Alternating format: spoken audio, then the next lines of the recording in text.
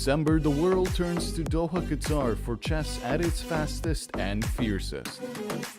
The 2025 FIDE World Rapid and Blitz Championships bring the globe's elite to battle under lightning time controls.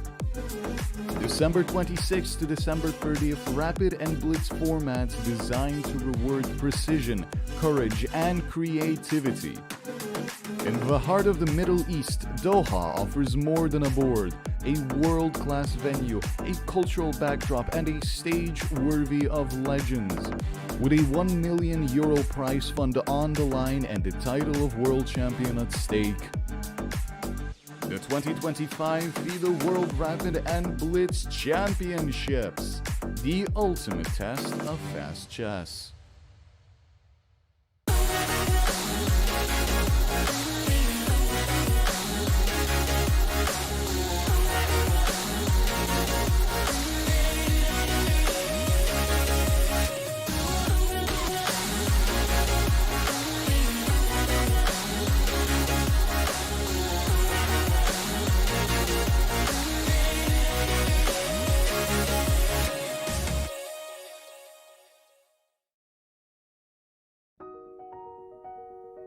Welcome to the FIDE Online Chess Museum.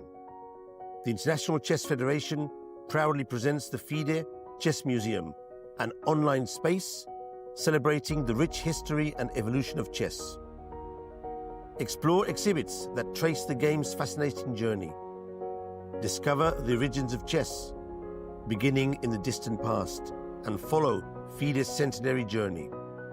Rare chess sets, unique books and memorabilia, autographs of chess legends, trophies of historical tournaments, and stories of the chess champions. Explore the game's legacy and future. Chess is more than a game. It's a global culture of strategy and unity. Join us to experience this unique online journey where history, culture, and passion for chess converge. And also on your phone.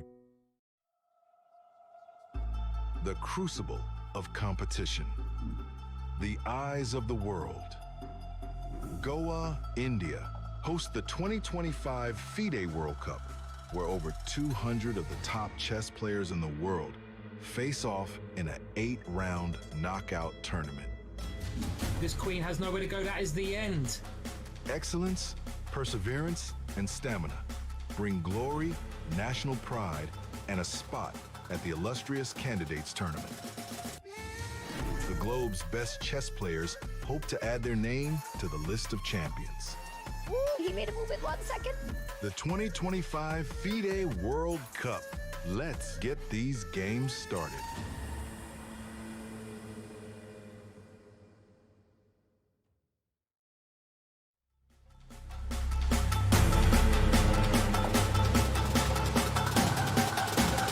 Namaste, chess fans from all over the world. We are live broadcasting from Goa in India, which currently hosts the 2025 FIDE World Cup. This is the world's strongest knockout tournament, which started with 206 participants in early November, and now it's down to the final 4. While all of them dream to lift the Winners' Cup, there are also 3 spots up for grabs to the upcoming FIDE Candidates Tournament.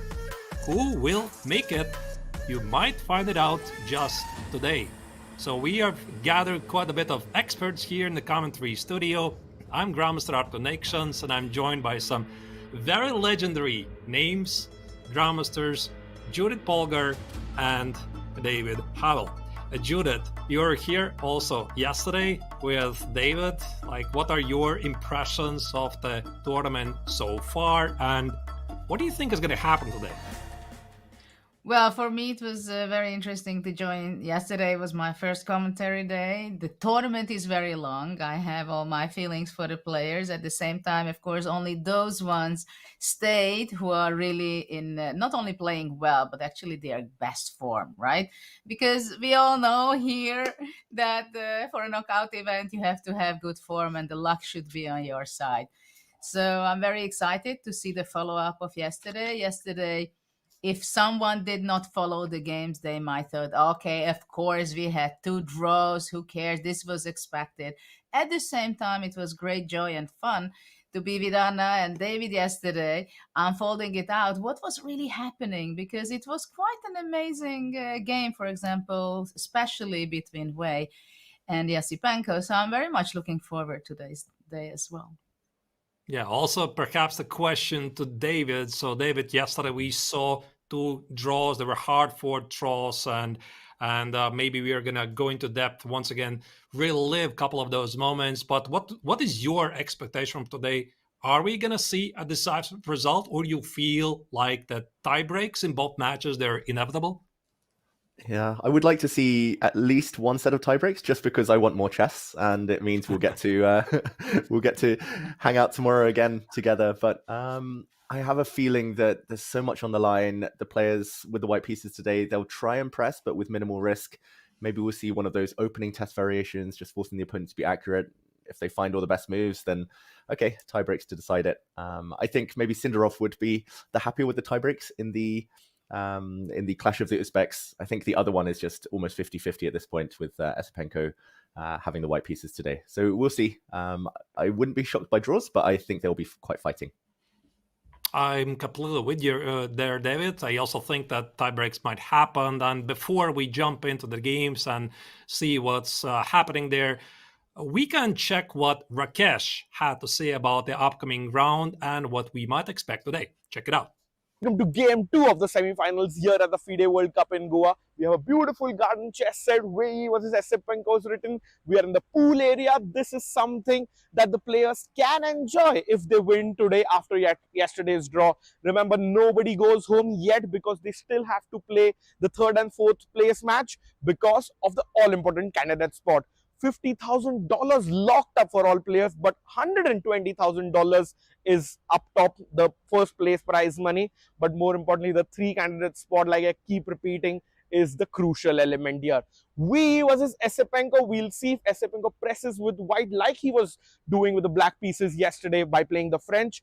Remember, Wei is unbeaten. He's never lost here at the FIDE World Cup, neither in classical, rapid or blitz. Similar to Wei, Norderberg Yakubboev has also not lost here in Goa so far.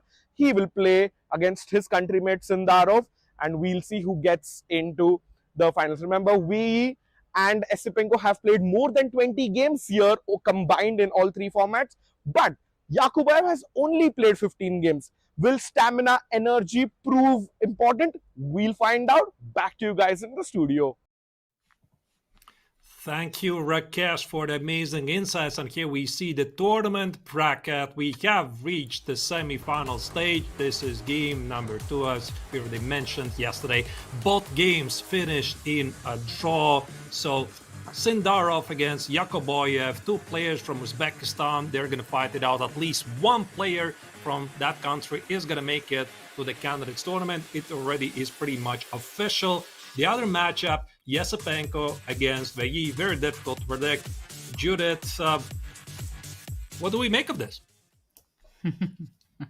Well, it's very nice to see the cameras already focusing on the players, because I mean, I retired for more than a decade ago, but still, when I see such a picture, I can feel in my bones the stress level is increasing for the players, and it's so interesting to see the faces, the body language of the players, that, of course, both of them prepared. They know more or less what they want to do in the opening. Maybe they don't, because, of course, these days it is so challenging to make your opening preparation. And but you see the poker face of Wei. You always see that. Yesterday, we were trying to figure out what he has in his mind when he was a little bit having a difficult position, and then he was just so sharp and so focused on everything. Of course, in these moments, typically all the VIPs, officials come up. They're going to make the starting move. But of course, the players, I think they completely exclude and switch off their mind, and they don't care about that. They want to be focusing into the first few moves, get to start the game. The main question is always for me in a knockout, and especially at this stage, you play with the white pieces, and what mindset do you sit there? Like, generally, of course, all of us know that we just should play well and play a good game, right? At the same time, it's not so easy because in the back of your mind, you know this, that it can be decisive, right? At the same time, this is the semifinals, so even whoever is going to be eliminated from this round and play for the third and fourth place, that's going to be the toughest match, I think, of today and of all the rest of the games. But oh wow, we see a black move too. Will it be a Petrov? I mean, I wouldn't be surprised actually. What do you think, David? Is it going to be a Petrov?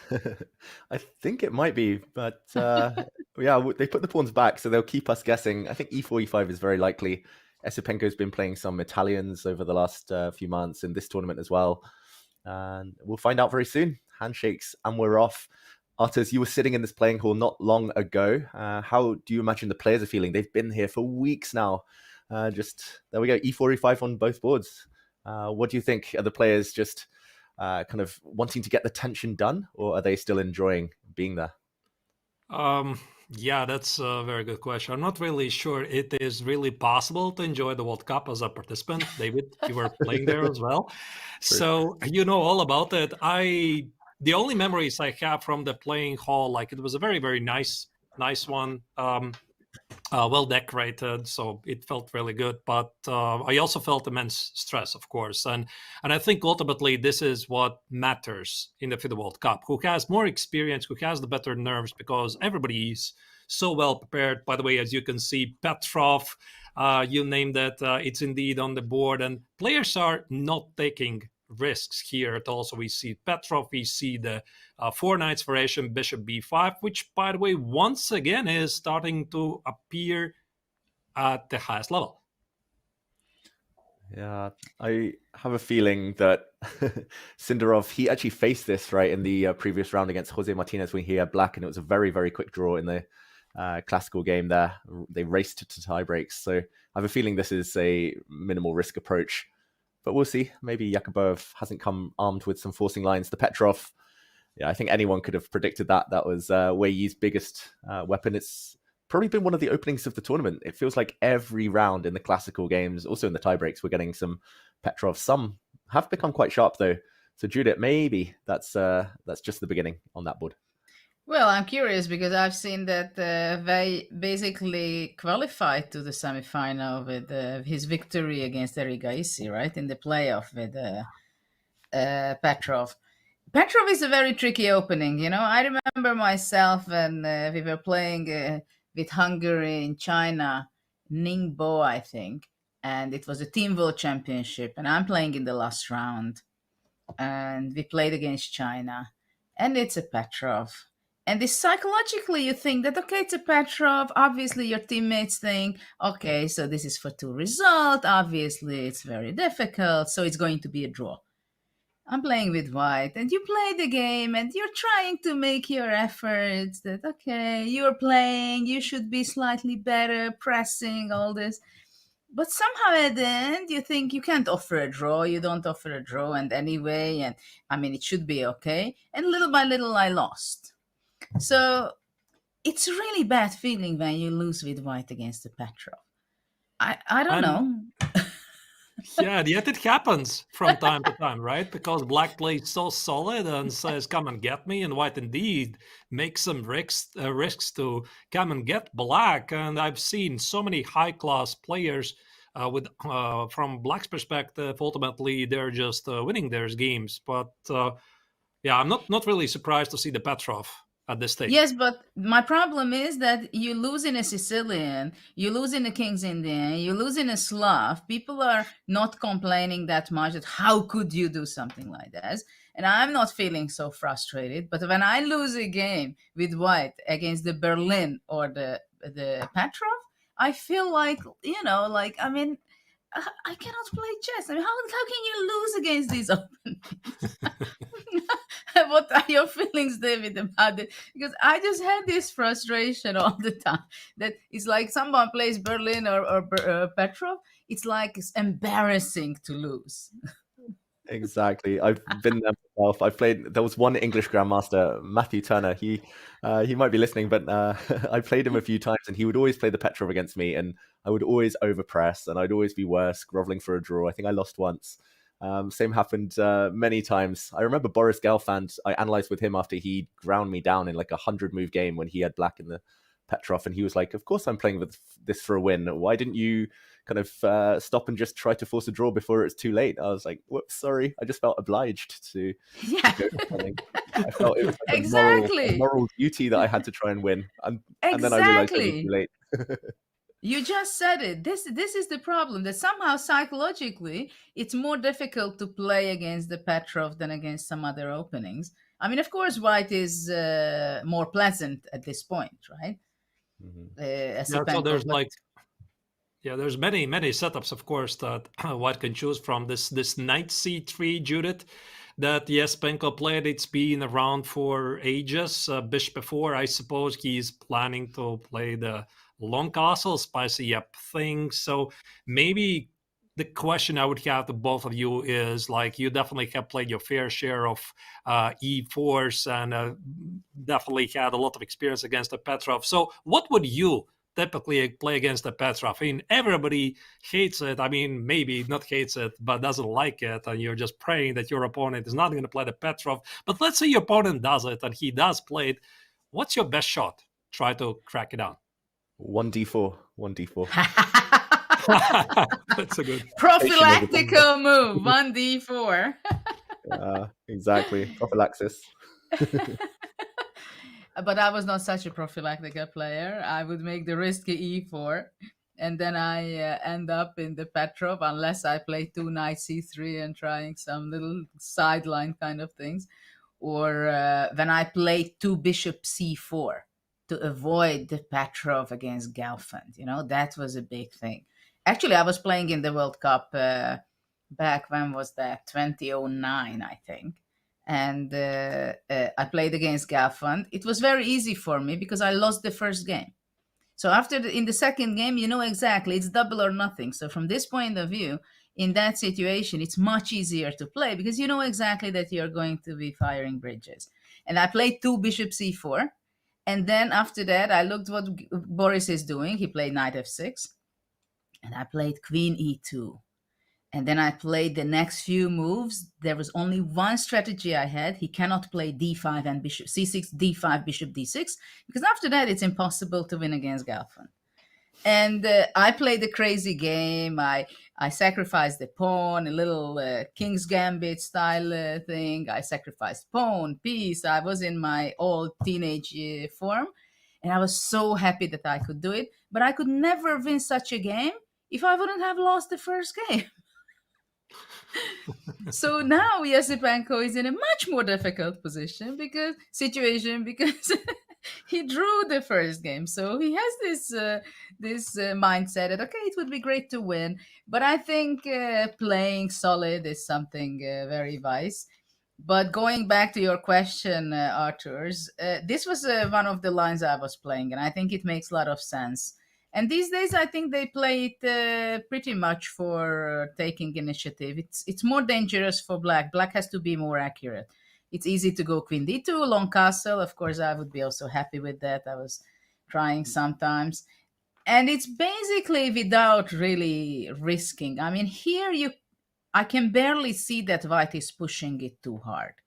Usually, you're keeping it very much under control with white. You play b3, king b2 sometimes, rook e1, bringing the rooks in the center, and possibly go h4. As these days, if you don't play h4, you're not following fashion. So h4 will come at some point for sure. So I think actually I like the choice of Esipenko. I think he keeps everything under control.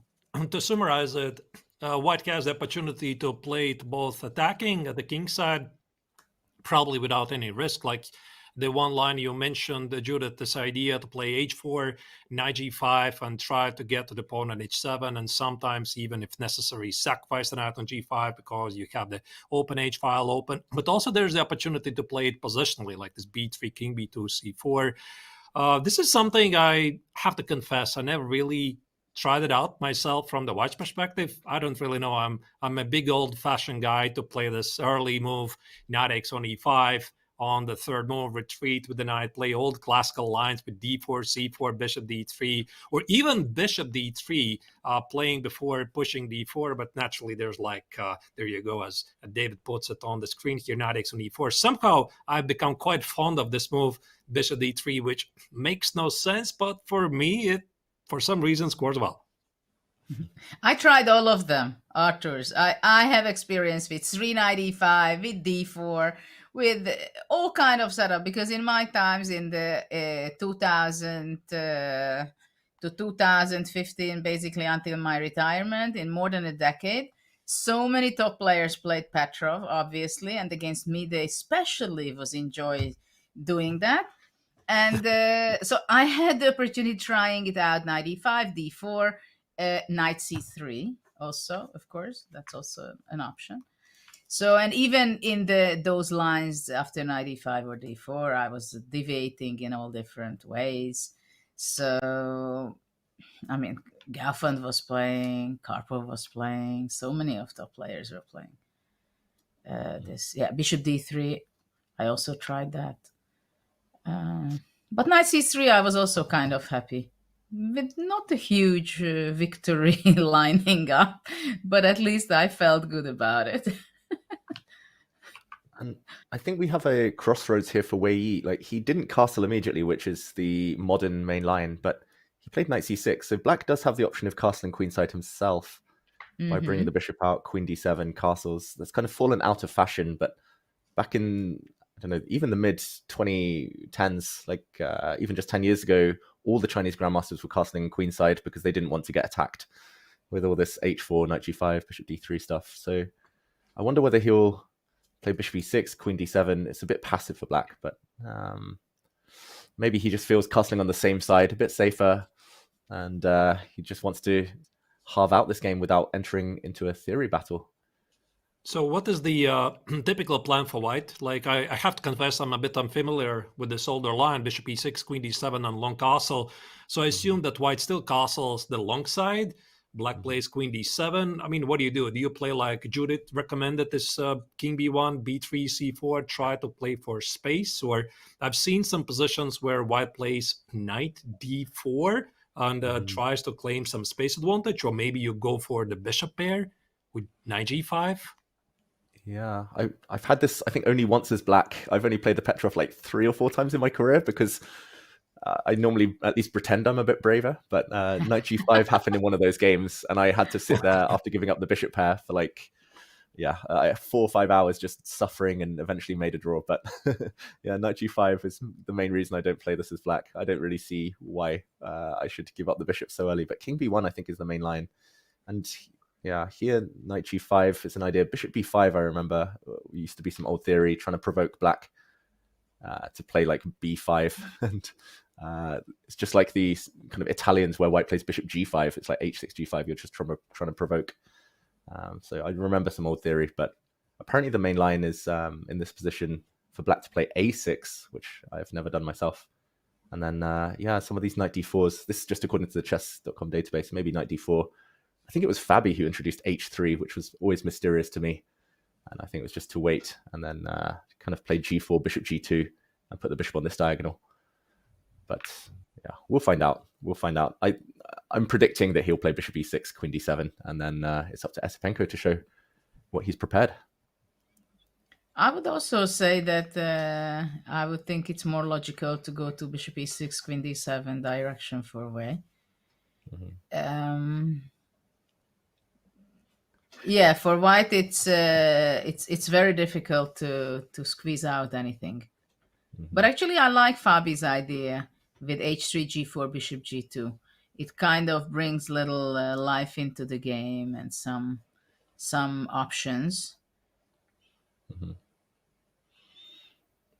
Yeah, and I mean, it also begs the question: is there no h5 here, targeting the pawn on g4? Okay, obviously, I'm not going to argue with the super preparation here. Is it g5? Yeah, g5. Yeah, g5.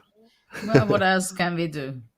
Yeah, what else can we do? And then I think the argument's just that the white bishop's quite well placed here. Yeah. But of course, the eval bar says 0-0, like like all these positions. But Stockfish doesn't care, as usual. Stockfish didn't care. But I think it matters a lot how the people, with what intention they come to play these games. Because first of all, these days it's very difficult to get advantage, right, out of the opening. So they are playing the positions which they feel comfortable and they have a belief. Because if you look at the bar, it's always 0-0-0 or 0-0-2. So it's not a difference. The question is, are you going to be able to outplay your opponent? This is the question. Do you have the self-confidence? Do you have the knowledge? Do you have the understanding in the position, all these nuances, the Carlsen style? How do you outplay your opponent in an equalish position, right? And this is the big question: how strong you are mentally, physically, how tired you get, and how much you sense all these nuances when your opponent is making a mistake or allowing for you to control a square or gaining space. So there are very small details the way people are winning games. I've seen quite a lot of games by Sindarov, by Ve. I mean, very equalish, not only equalish, but symmetrical positions they win. And I was wondering how. I'm completely with you here, Judith. Yeah, totally with you here. I just wanted to add my 2 cents about the opening preparation.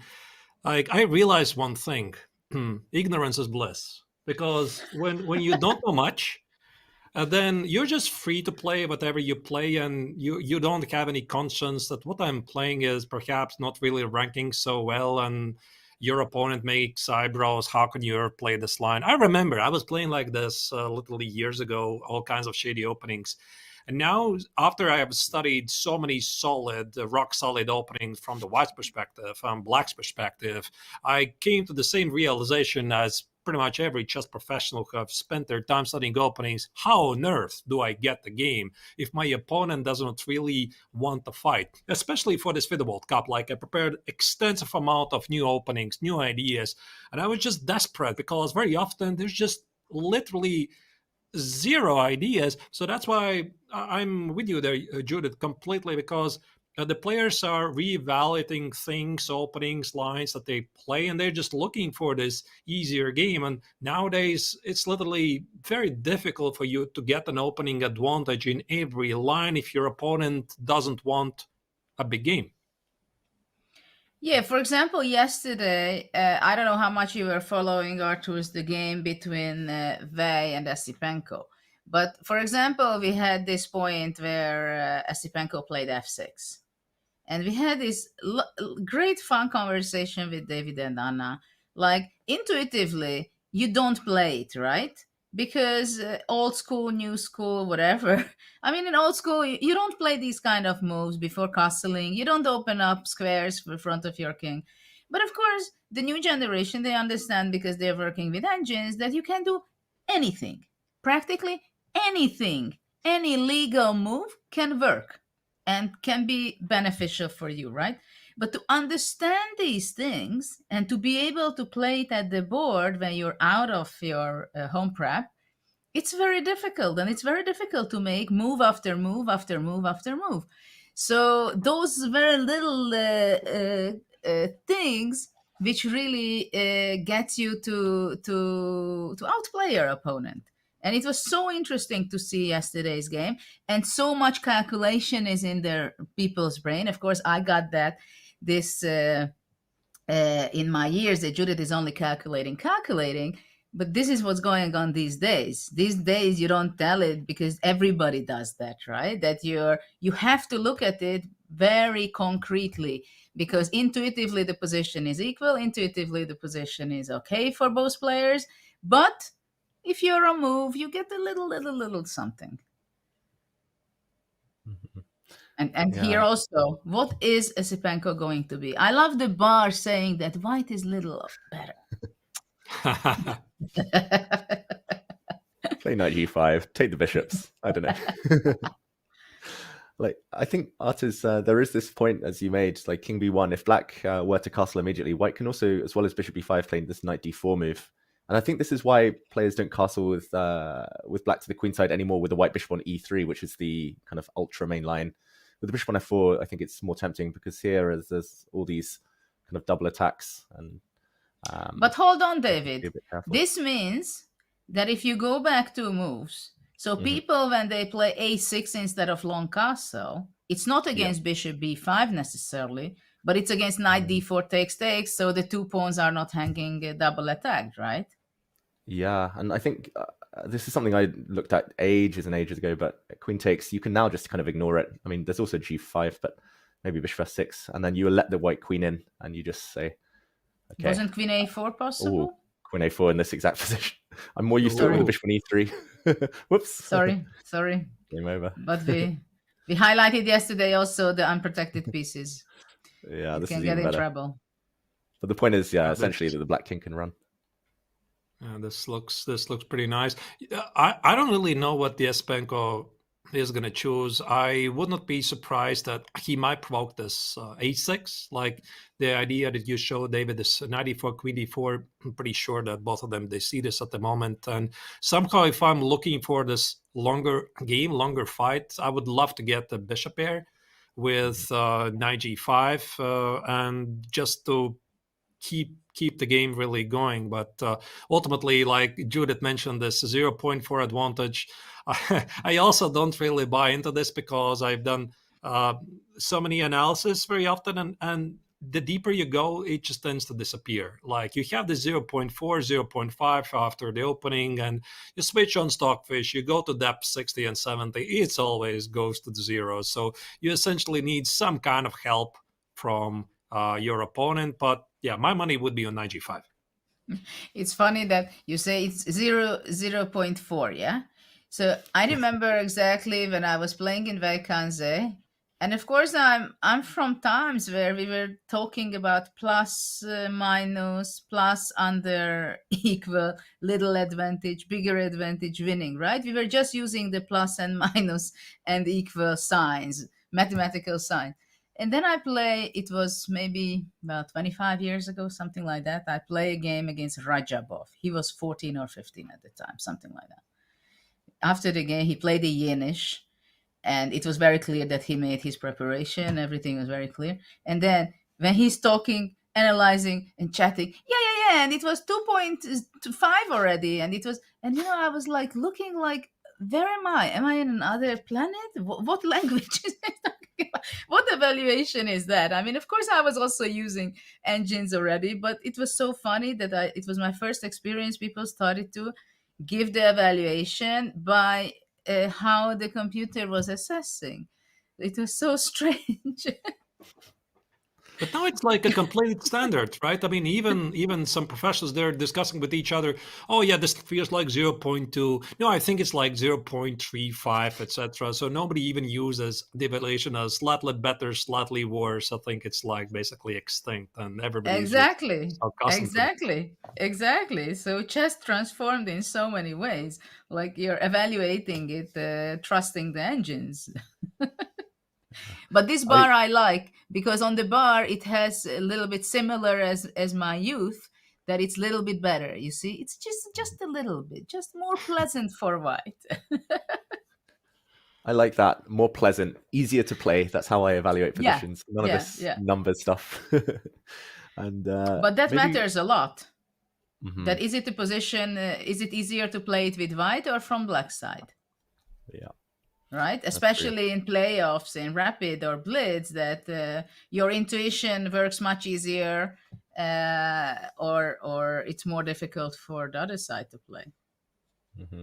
All right. Well, here Esipenko is thinking about his choices. Is it knight g5 or knight e4 or bishop b5? Maybe let's check very quickly the overview of both games, because we have one more game going on in the semifinals. These are two Uzbekistani Grandmaster Sindarov against Yakubboev. As you can see, that's the diagram on the left. It looks quite equalish to bishops for both players. No visible weaknesses for black. So perhaps the question here would be to David. David, do you think like this is fizzling out to something peaceful, or still Sindarov is the one who is asking some questions? Yeah, I think it will fizzle out, and probably quite quickly. Well, maybe we should do an action replay just because there are some interesting moments. But if we look at the opening, I think Sindarov clearly wants to play with minimal risk. We talked about that earlier today. Bishop b5. If Black wants to keep tension, there's Bishop b4, Bishop c5, Bishop d6. But Knight d4 is kind of the main line, and especially nowadays, take e5. This is why I'd never play e5 nowadays in situations I need to win with Black, just because it's hard to avoid this pretty much by force. And this is well known to be quite equal. Although I will say that Queen e2 has been played by some strong players in blitz, rapid, and I have seen some white wins occasionally, which is a bit odd. With the queens off, maybe it's more chances, which is surprising. But c6 here, and I think unless white commits a bit of a crime and puts the bishop on b3, where it's going to get locked out by d5 and b5. There was a very famous game that Nigel Short lost there. But I think unless white does that, then bishop d3, black's going to castle. I would be shocked. I don't want to jinx it, but I would be shocked if this game goes more than another 1 hour, maybe 1.5 hours. I think this is Sindarov with the handbrake on. Well, maybe he's just in the mood to go on for tomorrow, right? As he's known to be liking shorter time controls a lot. So what are actually the options for white after c6? Rook e1, I guess, does not work, right? Because just king moves out and then f2 is a problem. Yeah. Maybe he can claim that his symmetrical position is somehow better than Black's symmetrical position here. I don't really know.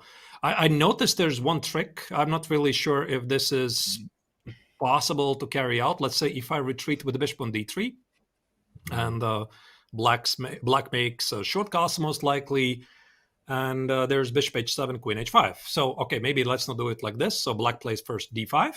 Yeah, that was probably a bit ridiculous. But let's say Black plays d5, and I just wanted to make some kind of a quiet move. I'm not really sure if it makes any sense, like h3, short castle, and then play c4, kind of relying on this idea that now I can play c4, d takes on c4, followed by bishop takes on h7, queen h5, but I know it's probably wishful thinking, really, and even this probably doesn't really give white anything than just an equal position.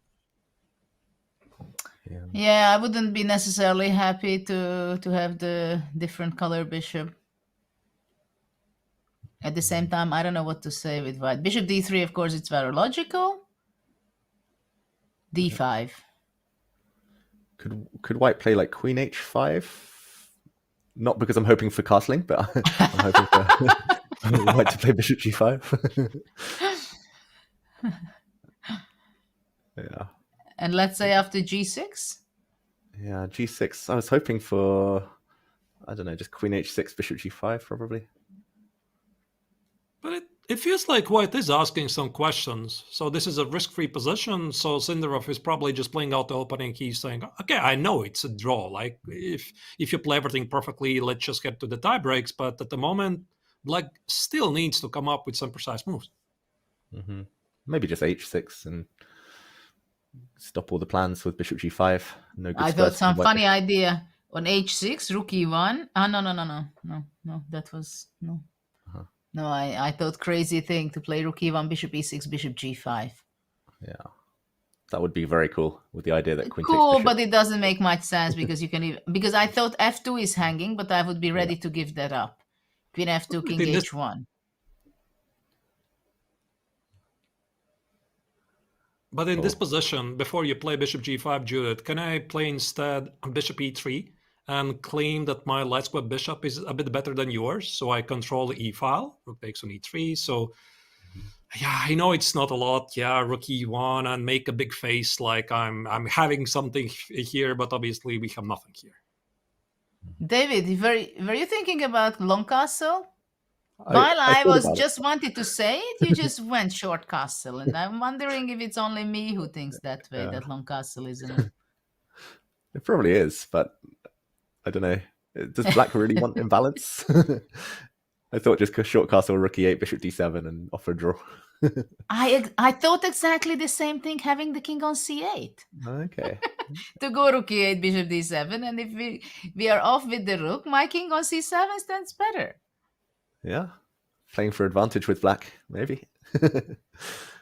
Yeah, either way, it's hard Arthur, though. you're the judge. What do you think? No. Short or long What I'm castle? judging. I'm not judging anybody. I don't know. I think I'm with you there completely. I think it's heading to something peaceful, but Judith, I would like to believe that Jabok here is asking some questions. And by the way, I checked their previous results that they have played against each other. Now, naturally, they know each other really well. They're part of the Uzbekistan national team. They're friends. They're colleagues. Jabok here is slightly younger. He's 19, and Noderbek is 23. They have played against each other many, many games, including classical games. And the last decisive classical games between both of them, it was back in 2020. So that's like 5 years ago. I think, I didn't write it down, I think Yakubboev won because he was a bit older, a more experienced one. But ever since, all the classical games, they finished with a peaceful outcome. How much are they ready, you think, Sindarov to try to push? Is his goal just to finish the game and go for tomorrow, or he's thinking to pose problem for black? I'm thinking that he wants to try something. I mean, I don't really know them, David. Maybe you have a different feeling about that. So like you called it, you said that the game might finish in 1 hour. But if I'm playing from the white's perspective, somehow I would feel a bit pride about my white color. And this is how I often feel from playing with white. I never want to leave the board without a proper fight. I want to have something, some hope. So I don't really want to go out there, play with white, and have no chance whatsoever for more than a draw. Yeah, I blame Daniel Dubov just making quick draws with white and then trying to survive and then win in the rapids. It nearly worked for him. I remember Grishuk doing that back in the old candidates days of those mini matches, lots of draws with white and then hold with black and win the tiebreaks. Maybe Sindarov's happy with that. Maybe it's just the fact that they both have the same coach there in Goa, these two players, and they know each other's openings inside out. Maybe he just felt there was nothing else. And like you said, he wants to press just without risking too much. I will mention, I think there was a trap, by the way, in this opening. Like if black castles, I think white can maybe get away with taking on d7. Is this a thing? Rook to d8 and queen to h5. Yeah. Eval Bar says it's dead level. I don't know why, but I remember seeing this once many, many years ago. So maybe he did have an idea or two, as you say, Artis, but now c6 has thrown him off a bit. And if c6, he feels those positions, he doesn't give him much, then probably he'll play a few moves, try a bit. And he's not unhappy, I think, with tiebreaks, where he probably is the favorite, higher rated. Noderbek Yakubboev's only played one tiebreak so far. Javokir's played, I think, quite a few. So maybe he feels that the quicker time formats is where his chances lie. He's thinking for quite some time, right? Sindarov in this position after c6. Nearly 18 minutes. Maybe he's looking at the other board being like, same pawn structure. Also this d takes c3 stuff. Maybe he's just thinking, why didn't I try something a bit more ambitious? What's done is done. Yeah, exactly. This is where we are. Maybe this is one to check back in on a bit later. I think it's hard to predict anything other than a draw, even if he does try for a little while. Did we check queen h5? Ooh, here. H5. Oh, immediately. It's very clever. I shouldn't have put that idea in your head, Judith. With the... You both did. With all this check on h7 and queen h5. So that's. But Judith, look at this. There's 0.4 again. Wow! Wow! You see, there's something here. Grabbing initiative. Will it fizzle? It's black. If black goes back, that's a small gain, right, for white. Also, rookie. Yeah. So your point being is d5. What do you do? Queen d5. Thank you for the You're question. not afraid. Oh, why do I have to be afraid? Why do I have to be afraid? See a fork. I see a fork. Yeah. Bishop. This was my only point. Ah, Yeah, there could be some and issues. on rookie Bishop one? A Rookie one? No, no, no, no, You no. want It looks so oh, good. Ah. castle? castle. The You're bar down is something. just killing me. I thought queen e4 and then you go back bishop c5. That's nasty. Yeah. Or not. But what was the problem with bishop a4 instead of rook e1? Yeah, okay. Okay, go. Bishop a4. And then after b5, I think there's again bishop takes on b5. Yeah. It just doesn't work. Unbelievable. Whoops. Chess is weird. Bishop a4, that's a good question. Why is... Very good Well, question. probably just simply castle and black has great compensation because our bishop on a4 is not so good. But after all, it's a pawn up, no? Queen h5 back. Put the bishop on b3, pawn up, yeah.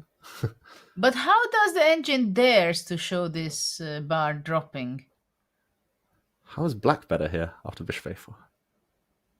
I don't think it's really better. It's probably a minus 0.05 or something. I can't really see the relation there. A5 best move, apparently. Trying to trap the bishop later with b5. David, you're ruining the party. Sorry. A5. I'll stop cheating. Engine off. No, that is ridiculous.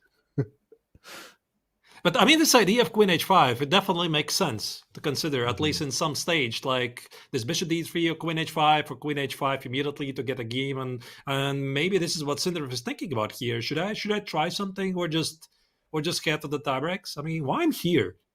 Like maybe just call today and go have some proper lunch and take a rest, because I mean it's been a very long tournament. I mean they've been playing there in Goa for 3 weeks. It's every single day. It's a big struggle, preparation, etc. And I have never obviously made it so far. I mean, I busted out in round 1, and I don't have an extensive history with the World Cup experience, but I can only imagine how it feels for the players. So, Judith, you definitely have made it further. What's your best result in the World Cups? I was in quarterfinals, and it's very tiring. And for me, it was funny because actually in the World Championship, I was also first having this kind of serious event with knockout, this style. It was back 1999 Las Vegas when Halifman won at the end, and actually he kicked me out on his way to become a champion. And I stayed not in the hotel, and I stayed separately. I was making my reservation until stage 3 or something. And unexpectedly, I proceeded further and further. So I had to change my location. I couldn't prolong my stay. And then I had to move into the hotel. So first, you have these problems also, these practical things, that how do you manage your reservation and tickets? So later on, I played in Hanti Mansisk, what was it, 2011 maybe, or something like that? Maybe 2011, I think, yeah. And there, just having your luck, you make your ticket for the second knockout. Let's say second round, you're out. You win, and then you go immediately, you change your ticket for another 3 days, and you prolong your reservation, and then you win, and again you go back and you have to change your ticket, pay the extra $200 for changing it. This is what I was doing every 3 days. I said, no, I cannot make it for 6 days, because if I'm getting eliminated, then it's a pain. You don't want to stay then. So you have these practical things doing it. But of course, it's a great thing to qualify 1 round further. And it has a very different psychological flow of the tournament than a round robin or an open tournament, right? And of course, it fits very well for the youngsters. I think for them, it's all fun, and it's like rapid things. Things are going on the way, and this is the feeling you have. So you don't feel stability under your foot at all. You have to live the moment and get the best out of it, and then move on accordingly. And it's not so easy, of course. For some, it's easier. For some, it's more difficult. At the same time, don't think about your reservation, your ticket, your whatever. I even missed the tournament by this way. I had a tournament fixed in the US in St. Louis, and I played too well, so I had to cancel the tournament because I was proceeding to such a stage to the quarterfinals that that I had to cancel it. But that was the only case it happened. You know, Judith, I talked with some players from this FIDE World Cup, and some of them did not even buy tickets going back. So it was one-way ticket, and the logic was that you can always buy a ticket once you bust out. And I was surprised. I mean, is this strategy even legit? Because I was like, I booked flex tickets, obviously, and with an opportunity to rebook them. But apparently I guessed correctly when I'm going to bust out. Yeah. So, but yeah, some players, they just arrived. They booked the hotel to the, like at the end of the first round, and they were doing exactly as you were describing, rebooking and rebooking. Yeah. So yeah, sounds very familiar. What about you, David? Yeah, it's funny you mentioned this because I've played 2 World Cups, but in 2017 I booked it for like I think 10 days afterwards. I was like, I'll make it for you through a few rounds. I was quite a heavy favorite in the. I got a buy in round 1, but I was quite a heavy favorite in round 2. Of course, I lost in the blitz tiebreaks, and I was like, damn it, I need to rebook, and it's quite a big fee, and so I thought I'd do the opposite the next time I played World Cup. Mm-hmm. And then I went further, so I had to pay more to extend it. Then I went a bit further, had to pay more to extend, and it was kind of the opposite happened. So I don't think there's a right or wrong. It's just nice. I think it's nice that a lot of the players these days, they get a bit of help. They have some managers and things to take care of the logistics for them. And in the meantime, Queen H5, we predicted it right. We got there. Wow. That's landed on the board. Wow. There you go. This means it's a fight. It's a fight, at least for a couple of moves. Well, after d5, there is still a question whether he wants to take it or go back bishop d3. Mm-hmm. I think right. It's a clever move order, though. It's really clever. Like if d5 might cost Yakubboev a bit of time, bit of energy, stress. He's probably never looked at this before. And but you know what? After d5, even bishop g5 might be a move. And then rook e1 starts to look really unpleasant. Well, I don't know if queen g6, if I can avoid the exchange of queens. Maybe not. Fair point. Yeah. And now draw. Queen takes. This looks, I don't know. Who does it benefit? I don't think queen g6 benefits white. Having h takes g6, after that king d7, f6, g5. Having h5. I would king prefer d7, with h4 black. maybe? You have no time for h4. I would love to play h4, g3, fix the weakness on g6, but probably you're not in time because of f6 and the pawn on h4 is dropping. That's true. Yeah, so maybe not bishop g5, but is d5... It's definitely the most principled move. Is he going to see some risk? Does he think he's just going to lose a pawn in that line? Maybe it's quite important. I really love this move, queen h5, because it also puts Yakubboev in a bit uneasy situation, because I would not really say that d5, David, is an easy move. Like, you still have to calculate these things very clearly. Like, this funny line, we show d5, queen takes on d5, retreat the bishop on a4. And the hardest thing at the professional chess is to evaluate things properly. I mean, of course, you see the idea, but at the end of the day, you have to give a proper evaluation. What do I have for it? And this entire sequence that you mentioned with a5, I find it to be quite difficult to find. Your king is stuck in the center. If you're wrong with your calculations, you're just down a pawn for no compensation. So that's why I would say that Yakubboev is going to look for something a bit more, more under control. What do you think, David? Yeah, I fully agree. I think if he plays d5, it will come after a lot of thought, and maybe he'd have to see that a5 move. I think it's very easy to see like bishop a4 and stop there and be like, oh, I'm a pawn down. Oh, I can't play d5. Get that stuck in your head and be looking at options like bishop e7. But then you're very passive, and I think that's a huge psychological gain as well as probably objective, maybe small advantage for white after coming back. Because then white's very quick with c4 while black tries to get castled. I love queen h5 as well. I think it was a good practical decision, and we'll learn a lot depending on how quickly or slowly Yakubboev plays his next move. Queen h5, good try. Yeah, this is a very tense moment because Black has to make a very clear statement, I think. It gives away. But if he plays d5, we can make sure that he's sharp.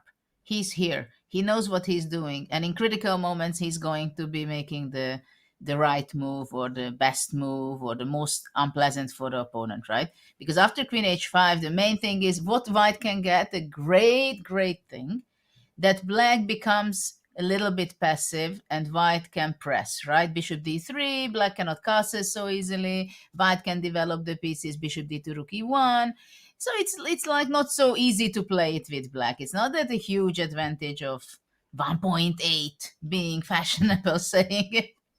But it's more pressing it, right? And with d5, it's full of energy. It's like a volcano. It breaks out. I give you that. I want my pieces to play, and I know what I'm doing. So this is a very critical moment, I think, from this point of view, to see in what form and what mindset Nodirbak is.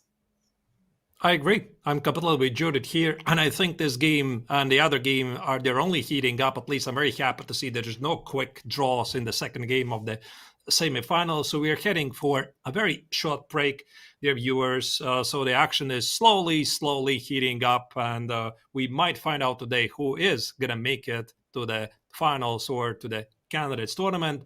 But before we head to the break, I would like to remind you there is this amazing possibility to have a look at Ani Chess, which is chess, but with a twist your engine cannot prepare for. Ani Chess takes the classical game and flips the script with spell mechanics that let you bend the rules and break your opponent's plans. You've got 11 spells to master, tournaments to enter, and leaderboards to climb. Whether you're a novice or a grandmaster, this is your arena. Always free to play. Go to gochess.com/AniChess or use !AniChess in the chat. So we'll be seeing you very shortly after the break.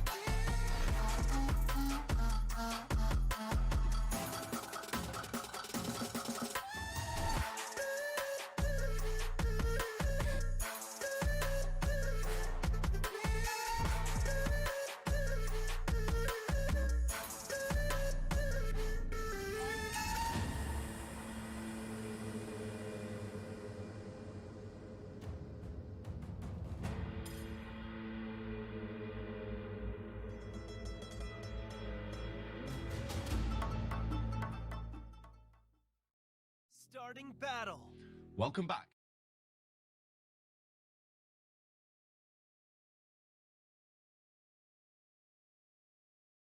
To AniChess.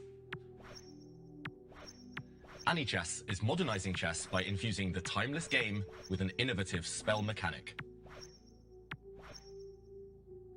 Players can compete against each other, participate in tournaments, and craft their own spells to battle and climb the ranks. All classical chess rules apply, but can be overridden by spell mechanics. Invisible march.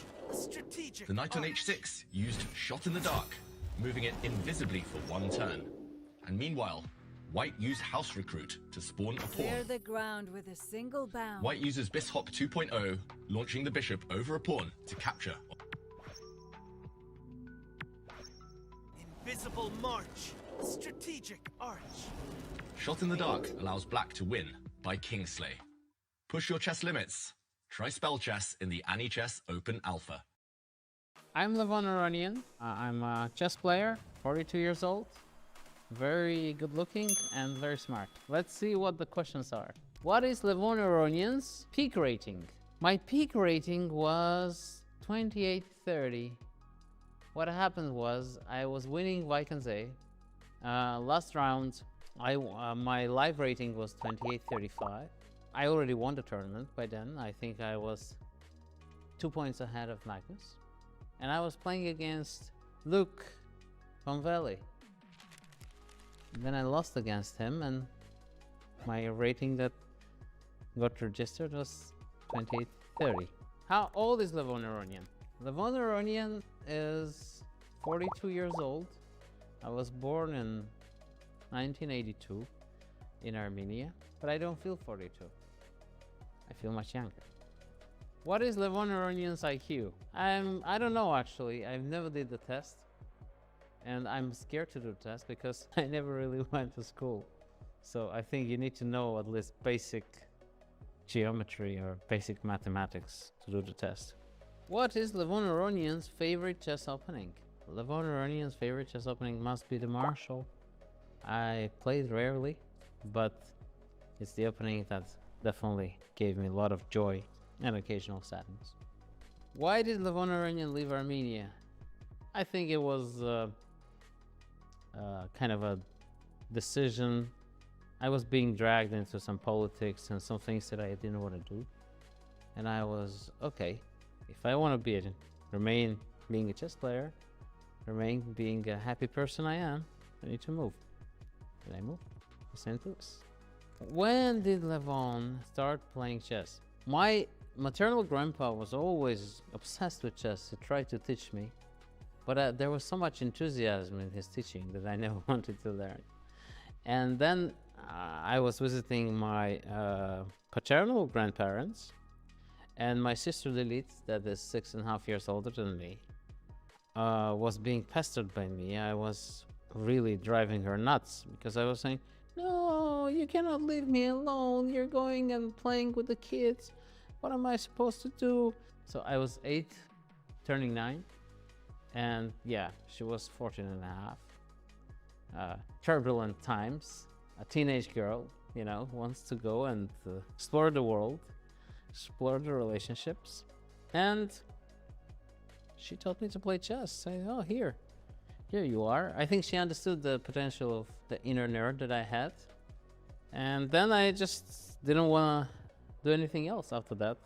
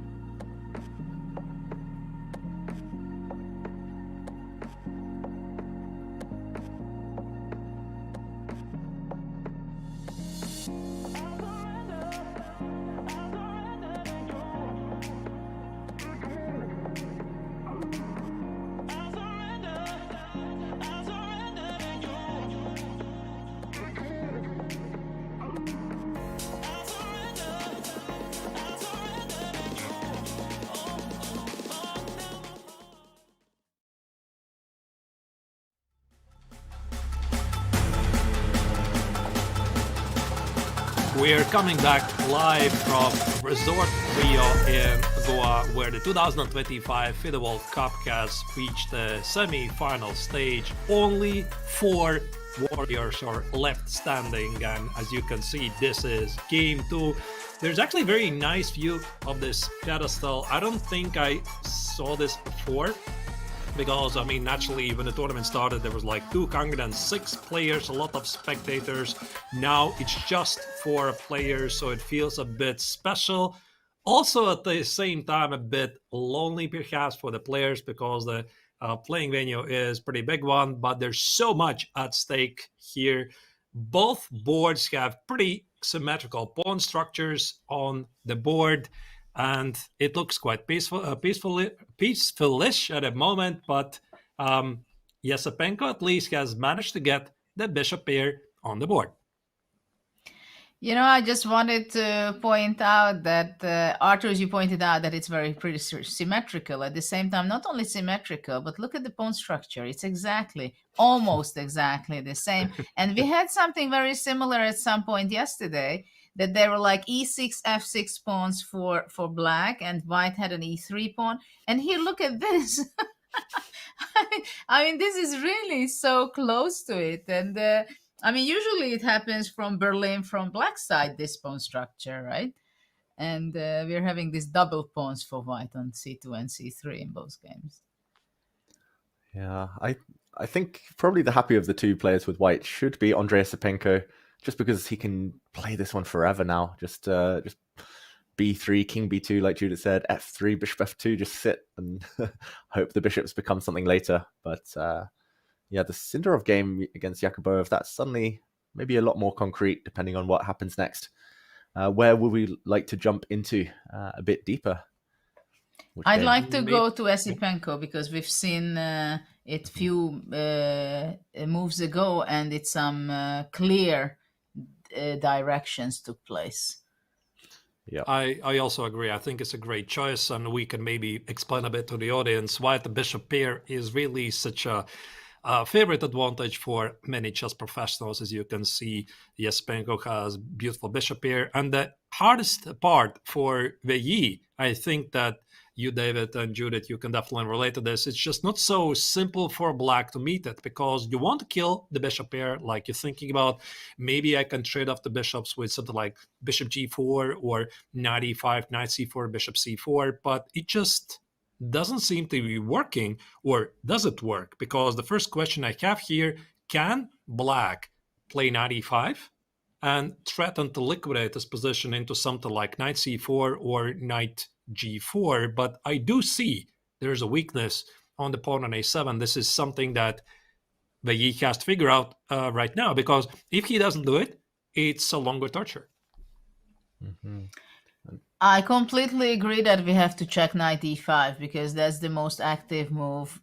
Yeah, exactly. Giving an open idea for black to go queen a4. So my first question is, can white go f4?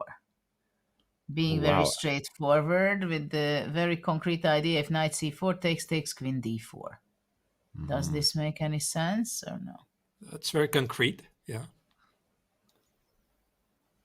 Black's okay here, apparently. Maybe queen c6 and king d7? Queen c6. Or just b6 after taking? Yeah.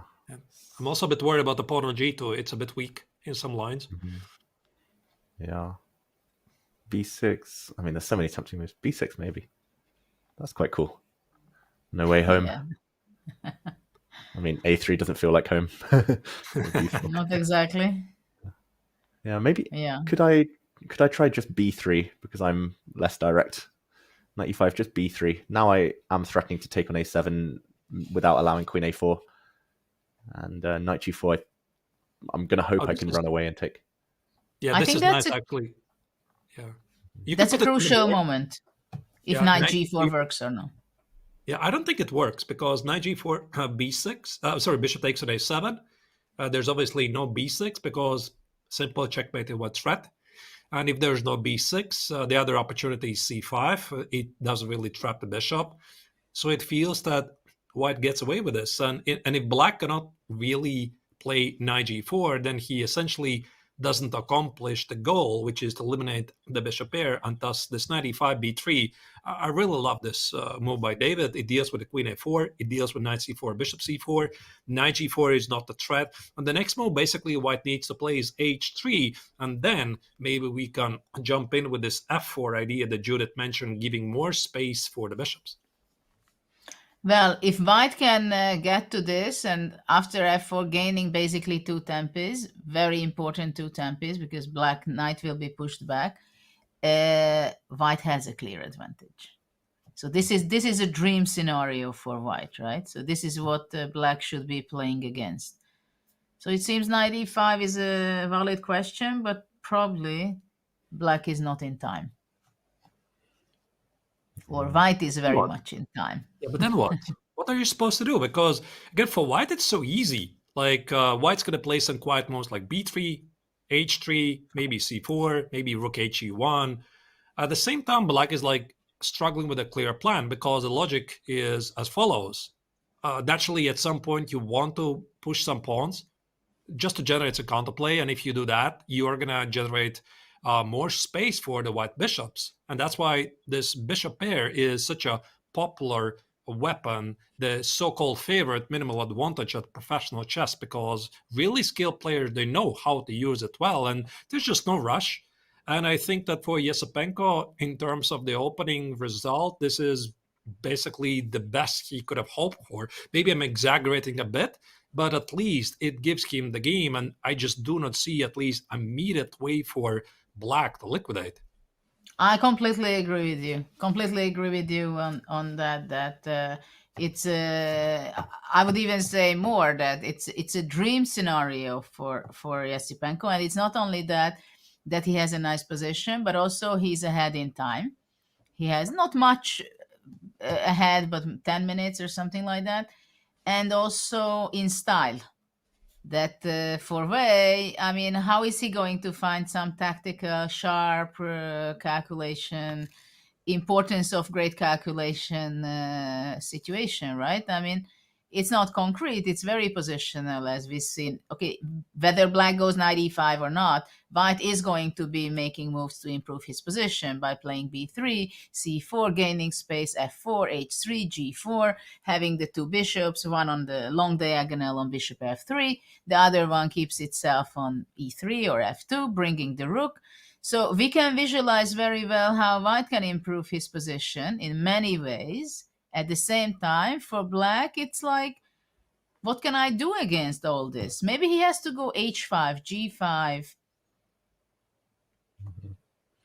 And this is like, I think this is perfect strategy for a second game in a knockout match where a draw is fine, like knockout, you'll have tie breaks, but you can play on and on and on and hope your opponent gets nervous, hope they lash out, hope that Wei Yi tries to solve things immediately and kind of maybe blunders or miscalculates. It's also like, we've all played a lot of team chess, right? And I know my team captains over the years, they've been like, try and get this type of position. Then you just watch the other games. If your teammates are in trouble, then you can press a bit harder, keep the game going.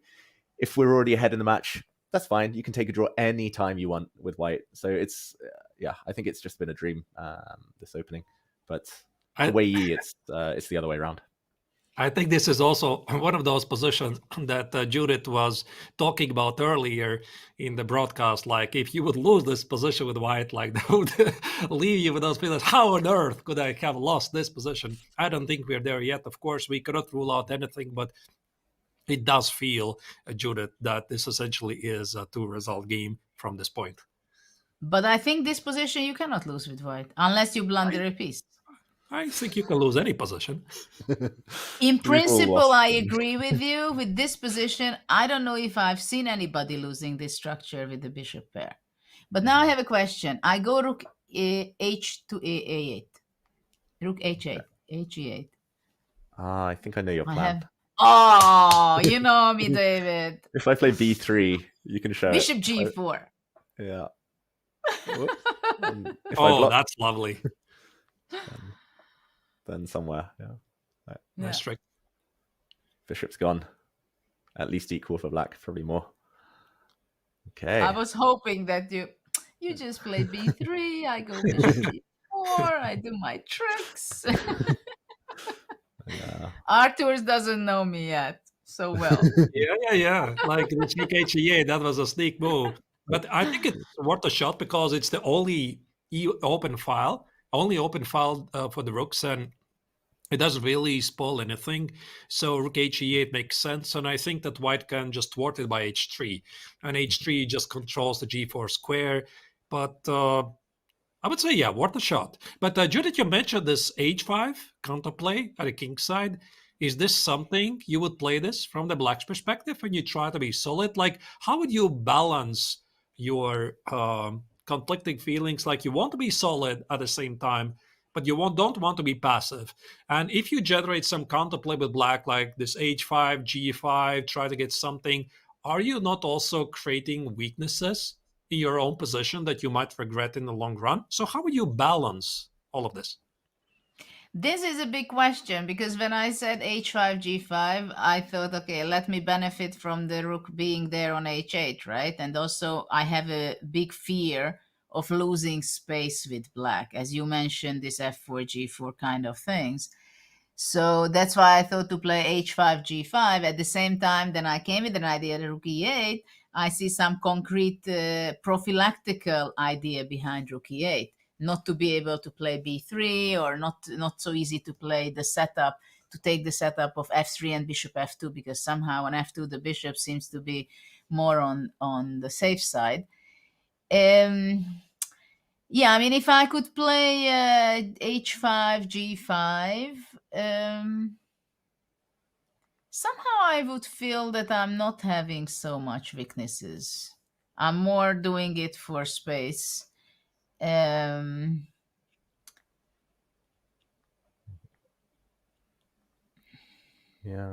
I There's think a big that question of this what next. also makes some sense. Sorry? Yeah. Yeah, the question is what next? Like if white just continues just... But I have a question also. After h5, you're not considering with white h4 to stop me playing, or you more thinking that that would be a weakness for white? But then e5, you can never challenge the knight, right? Like f4, True. there's always knight g4. That's a fair point, yeah. Very fair point, yeah. Just put the bishop on f7, knight on e5. Really sure and if I'm not really sure about g5 because I understand it like it's very difficult to play without any counterplay, and you want to have some counterplay. You want to fight for a space, but g5 also invites white to play f4. And what I try to understand is what happens. Let's say white plays f4. So what is this position? And if you open up the position, on paper, it should favor white, like this David just showed. There's a weakness on f6. The pawn on h5 is a bit loose. I mean, you do get control of the e5 square, but again, the question is the cost not too great for this? And if black doesn't take on f4 and he walks past it, he plays g4, again, what is this position? Like the pawn on the 4 takes away some squares for the knight on c6. I do see that we can weaken the e4 square, and I could easily imagine in some long-term position, like exactly like bishop f5, bishop e4, black anchors the bishop on f4 with f5, and then tries to play on the light squares. But this also weakens some dark squares in the process, so by no means, I don't think it's an easy choice for black at all. But I'm not so unhappy with black having this position. Also, I can visualize my knight maybe at some point on f5. Mm-hmm. Yeah, there's also the question, like, in this line, like, if g5, does black want to play h4 before white plays h4 later? Does black already want to, maybe even before g5, play this move? Like, do we save g5 for later? Like, after h4, you can probably always play it anytime you want. Does this force white to play h3, fix things a bit? Like, this tiny little questions here. But then maybe g5 is less attractive because then f4, and there's lots of... Yeah, but now there's g4, there's some counterplay, and I think we might get to something very similar as Judy described, like this idea of knight e7, knight f5. I think it really depends on the mindset of the player, and I don't really know Wei Yi so well. How does he like to play? Because I've seen some players, they can endure a lot. They can play a bit passively and not commit to anything, and I'm probably one of those other players who wants to do something. I just do not want to sit quietly and watch my position get worse and worse. So I could imagine myself also playing something a bit more active, but yeah, like I already said, I would be truly concerned what I'm doing maybe is going to backfire at some point later.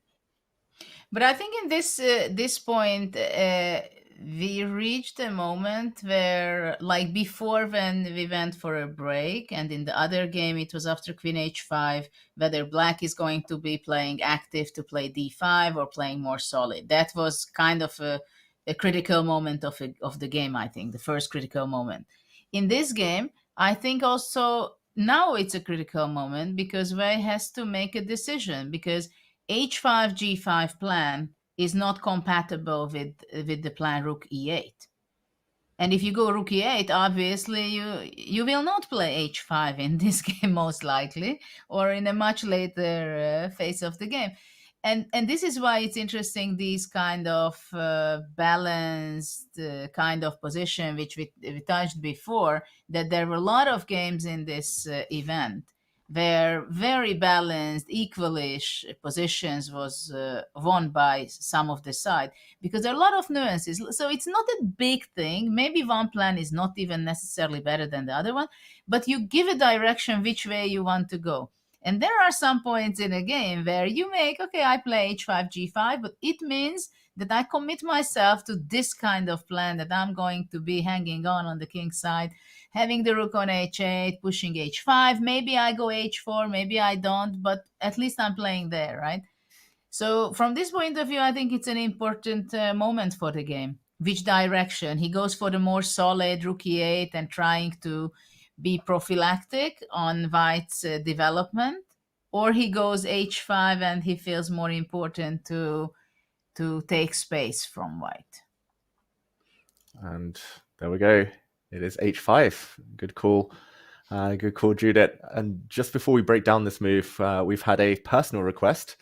He's calling in favors already from Bick, our producer, who's asking whether we would ever go Queen f7, for example. b3, I think, is one of the most logical moves. And now a5 for black, followed by king d7, rook a8, a4. What do we think? I don't want to be the one to break the bad news to him, so. But he's all ears. Nick, you just don't play like that. That's the short answer. You do not want to weaken the king. You're supposed to protect the king, and the pawn on a5 weakens your king. So whenever you touch the pawn, you gotta play a6, a5. This is not the right time or the place to be ambitious. But I like the fighting spirit as David puts king b2, a4.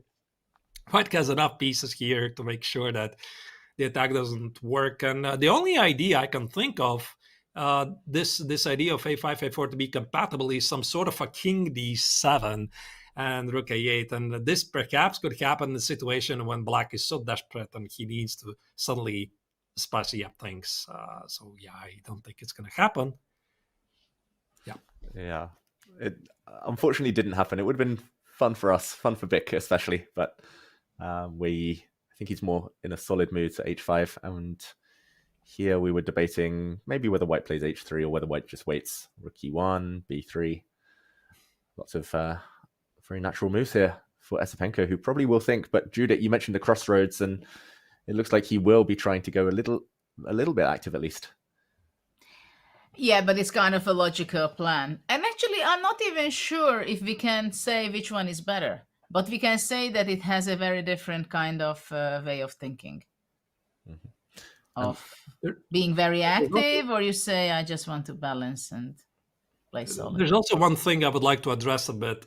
We are not really talking about the d5 push at all from the black's perspective, which is quite obvious to us. But maybe we should also mention to the audience that very often people think that having central pawns is something really good. And VE is not pushing the pawn on d5 because it would just lock the bishop on e6. And I think this is also one of the reasons why Esipenko is not just playing c4 just yet, because like having this fight for the space advantage seems to be one of the principal choices, because perhaps black at some point after white plays c4 can push d5 and make some trades. But if black pushes d5, I don't think that Esipenko wants to play c4 and trade off some pawns. So what do you think, guys, about the d5 push? Yeah, I fully agree with you. Like, it's kind of one of those things we probably just kind of put out of our brains for now because it does block the bishop. It also loosens up the dark squares somewhat. And it's white who has the pawn break now with c4 later if needed. But yeah, somehow it just feels like this loses a lot of flexibility for black. d4 is very unrealistic in the future. I was going to say the same actually about c4 for white. Like, white would probably never rush to play c4 while b6 is kind of going to block white's bishop in this time, although it still has a nice home here. I think white would rather wait for like a6 before playing c4, for example, let's say, because now b6 is less appealing. It's a bit looser for black, and it's always about blocking in the bishops or giving them potential. And I agree, like d5 I think is probably, unless it's linked to something very concrete, it's unlikely in the near future. That's why I was even willing to play maybe rook d e8, Judith's plan, combine it with h5, because I don't think the black rook needs to be on this file anymore.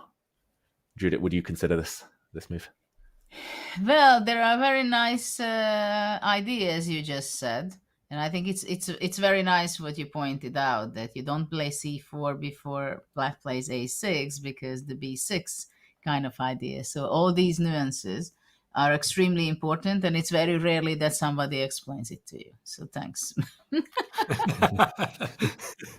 I hope the audience can also appreciate that, because this is exactly something you don't really get, these culinary things of chess. But I agree.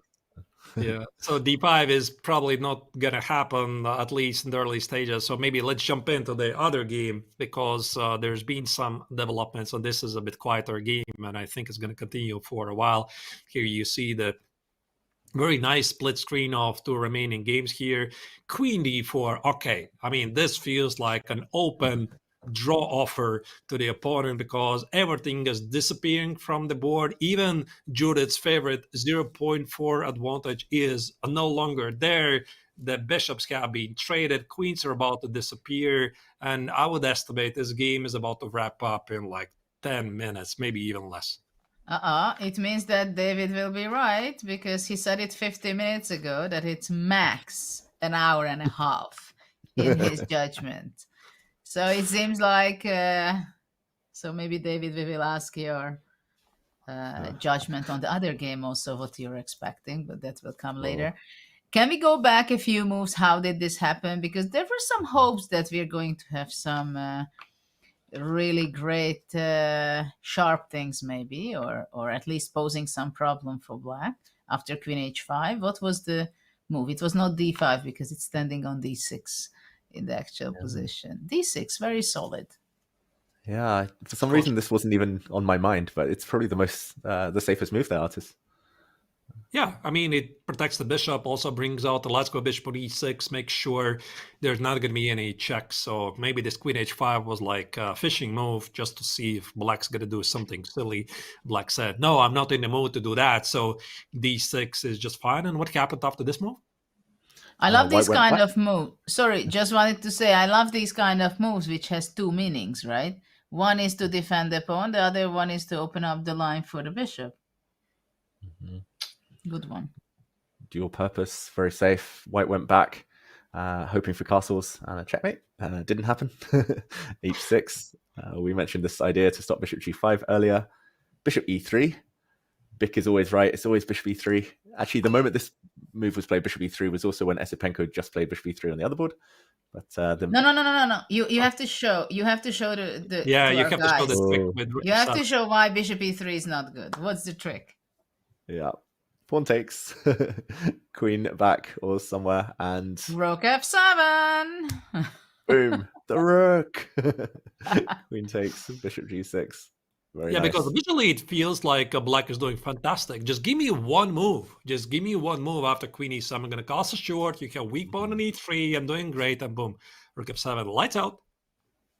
Boom. Very nice. Very important. I'm glad you picked me up on that. Yeah, because we have to make sure that our audience don't think that bishop e3, f3, becoming the pawn structure that way. It's anything you can consider. You cannot consider unless you have this fantastic concrete tactics.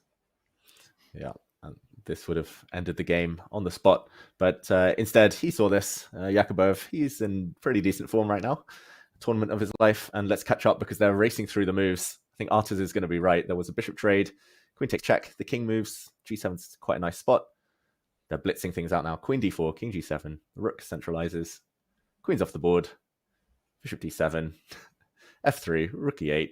And this is where we are. We're at move 22. They can't agree a draw yet, but they'll find a way in the next few minutes. They have to make legally 30 moves because according to the tournament regulations, which is, by the way, pretty much a standard of any high level chess tournament, in order to ensure a fighting spirit, the players have to make at least 30 moves by black to offer a draw. You can agree to a draw earlier if you have a threshold repetition. If this happens, you call the arbiter, he verifies and he agrees, okay, it's a draw. But here, both players, they know perfectly where they're heading. They're heading to the tie break. So, David, good news for you. There's going to be more chess, and not everything is going to wrap up today with the semifinals. Yeah, what will we do on a Sunday with no chess? At least now we have something on the menu. That's very nice. But yeah, the 4 knights, like, this is why playing e5 in a situation where you need to win with black is impossible, because there are forced draw lines and or drawish lines, and yeah, of course this one, a draw suits them both. But Sindarov wanting to play speed chess, as our featured chat says there. Yakubboev looks like he knows what's coming tomorrow. Well, we also had this idea that he wouldn't mind it, to say the least. Right? Yeah. Is he going to play f5, you think? Or d5? That's what I wanted to ask, Judith. Are you thinking here from the black perspective, what's the cleanest way to make a draw? Or you would have the mindset anything is going to draw? Like you called it, f5 is just looking an ugly move because you're putting a pawn on your color of your light square bishop, but I suppose, yeah, it just locks the position. h5 here. Are we going to see that? They are going to be locking the whole board. That's what it looks like. That's what I'm seeing on their face. h5, do it. We're going to say h5, d5, b5. And then eventually you get a bad bishop and you're like, whoops. No, this is so dead drawn. Probably leave the pawn on d6 if you can, just in case. But will he? I don't know. Yeah, but he will play h5, right? You agree on that? Yeah. Yes. I think so, because it just kills any fun. I mean, there's no need for you to play g5, because what if in some scenarios white, there you go, h5 is just shut the door and be done with this. And also Sindarov is cooperating g3. So he's going to claim he has the slightly better bishop, but his facial expression says it all. I know what's happening here. Nobody gives extra points for that. Unfortunately, yeah. Can you imagine after the tournament you add up your little extras, right? I had a better knight, I had a better bishop, I had 5 more open files for my rook. You had 3 sets of double pawns. Judith, I have a question to you. So if you can force a draw, it's, let's say, bare kings on the board, or you can leave your opponent with an extra piece. What do you do? Like extra knight or extra bishop? Do you allow him to have the comfort that he finished the game with an extra piece, even though it's a draw? Or you would like to make it super smooth? It's just material balance on the board. If I want to make a draw, I don't care. If it's a draw at the end. I would care about extra piece. At the psychological level, like a piece is a piece. I don't want to give him the feeling that he accomplished something and he enjoys the extra piece. So for me, it does matter. Yeah. Yeah. I like to be on the front foot, at least pretending that I'm going to try and win, even if I know it's a dead draw. At least pretend for a while. I think all draws ultimately were made equal. I don't like to be on the suffering side. Mm-hmm. King and knight versus king is very much a draw. But yeah, I think we'll get here. We're reaching move 30 in just 2 more moves, so probably king c7, b6, c5, something, and a draw. Yeah, will be agreed. Everything draws unless black finds a way to enter a losing pawn endgame. I don't think it's going to happen. So let's stay here for a moment. David, you called it before the start of the round. At least at the very beginning, this game is going to wrap up very quickly. And their drawing pattern in the classical games continue. They've been having draws against each other in classical chess ever since of year 2020. For the last 5 years, they're good friends, teammates of the Uzbekistan national team. But it seems that both of them are perfectly happy with the peaceful outcome, but it doesn't mean that tomorrow we're not going to see a lot of fireworks. Yeah. Someone has to win tomorrow. Something will have to give. Something will have to separate these two. And yeah, at least on paper, Sindarov will start as a favorite. He's played more rapid chess in recent years. His rapid rating, his world ranking in rapid, much, much higher. The prediction came right that we'd see a full blocked board. Looks like a game of checkers at this point. And it's going to be a handshake. That's move 30. Surely any moment now. Yeah, this is also one of those positions that I would not do with black. Like, I don't know. Like, I feel I would feel some discomfort about my bad bishop. Like, that's what I talk about with this extra piece for the opponent. Like, if we finish in a draw, there you go. The hands are shaken. The game finishes a draw, and the ball players, they're making to the tie breaks tomorrow. But somehow, maybe Judith, you're right. You're just being much more professional than I am. But for me, it's like, it's always the aesthetic part. How do you finish the game? I know, but with time, with experience, you understand that those things doesn't matter. You collect the draw and go for the next game. Trust me, 30 years ago, I would say it differently. I love it. All right, let's get back to the other game. As you can see, this game is finished, and we have yet another semifinal game of Andrei Esipenko with the white color playing against Wei Yi. And I don't think that this game is going to wrap up so quickly. The players are still sitting there. Oh, wait, they're going to draw the colors for the tiebreak. I forgot. There's the procedure. Ooh, that was a black pawn, I think. Yep. Yeah, so Sindarov starts with black. Tomorrow. Again. No, I'm not sure. Does it make any difference in because yesterday we were talking about the fact who prefers to play with the white pieces in game one. I don't know. What do you think, Arthur? What is your take on that in classical game? And then my question is whether on a rapid game, how do you guys feel? To play game one with white pieces, does it a benefit? It's a plus or minus in a 2-game mini match? Definitely a minus. Like that's how I feel. I mean, at least when it comes to the classical chess, I felt that if I would have the choice to choose the color in the first game, I would always pick the black color because you get a lot of I mean, not maybe a lot of, but you get some advantages because you played solid with the black color. And then the next game, if you finish it in a draw with the next game with the white color, you have like a draw in the pocket. You can play it safe, exactly like Esipenko is playing it right now. And if you play the first game with the white and you finish in a draw, you psychologically you feel some sort of a discomfort because now your opponent has this so-called minimal advantage. And even let's say the worst thing happens and you lose the first game with white. It's like, maybe I'm exaggerating, but on a 90% level, perhaps the match already is over because for you, it's very, very tough to come back with the black color. Even though we saw it in this FIDE World Cup happening, like I think there was one matchup, Ari and Tari fought back against, I think it was against Pranav with the black color to win on demand. But yeah, I would choose all day long first game of black. David, what about you? Yeah, I'm the same. I've always felt that way. I always feel a bit uncomfortable. I don't know how hard I should push if I start with white. I think partly in the classical, but maybe even especially in the tie breaks.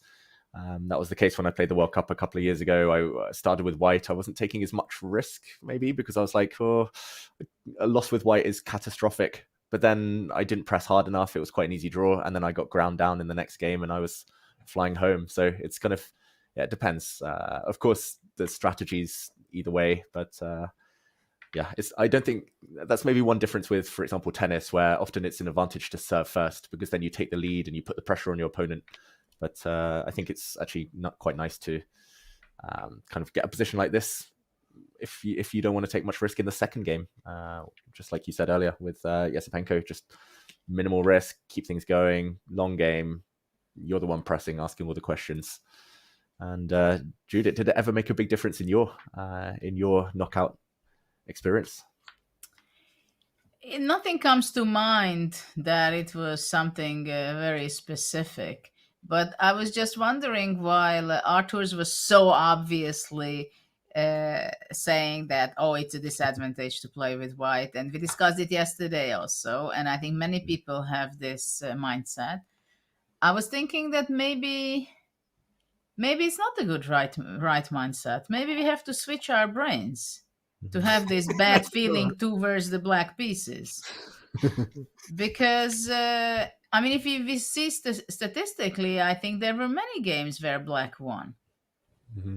So why should we be worried so much about the black pieces? We're from the old school, Right. Judith. I can align that. Yeah, I'm with you there. But You're right. maybe I think it's just, I'm sorry. I think it's just psychological.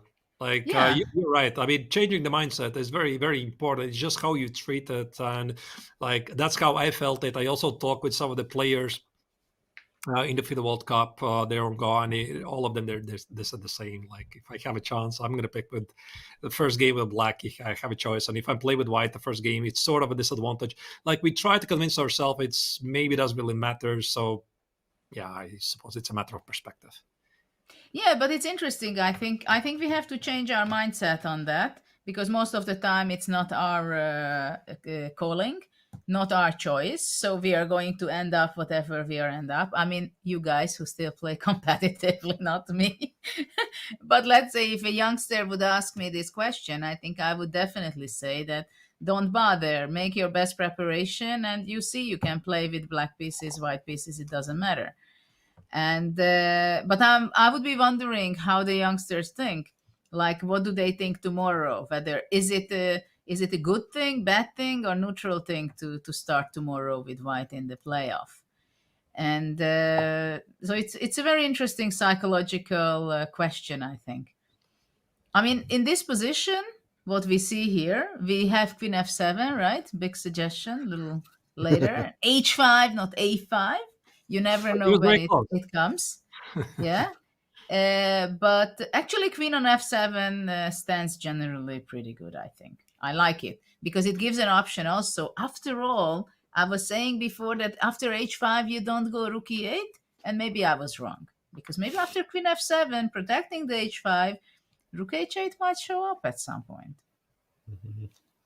Maybe also Queen G6 just to kind of ask the G pawn what it wants to do. If it steps to G3, maybe lose some flexibility.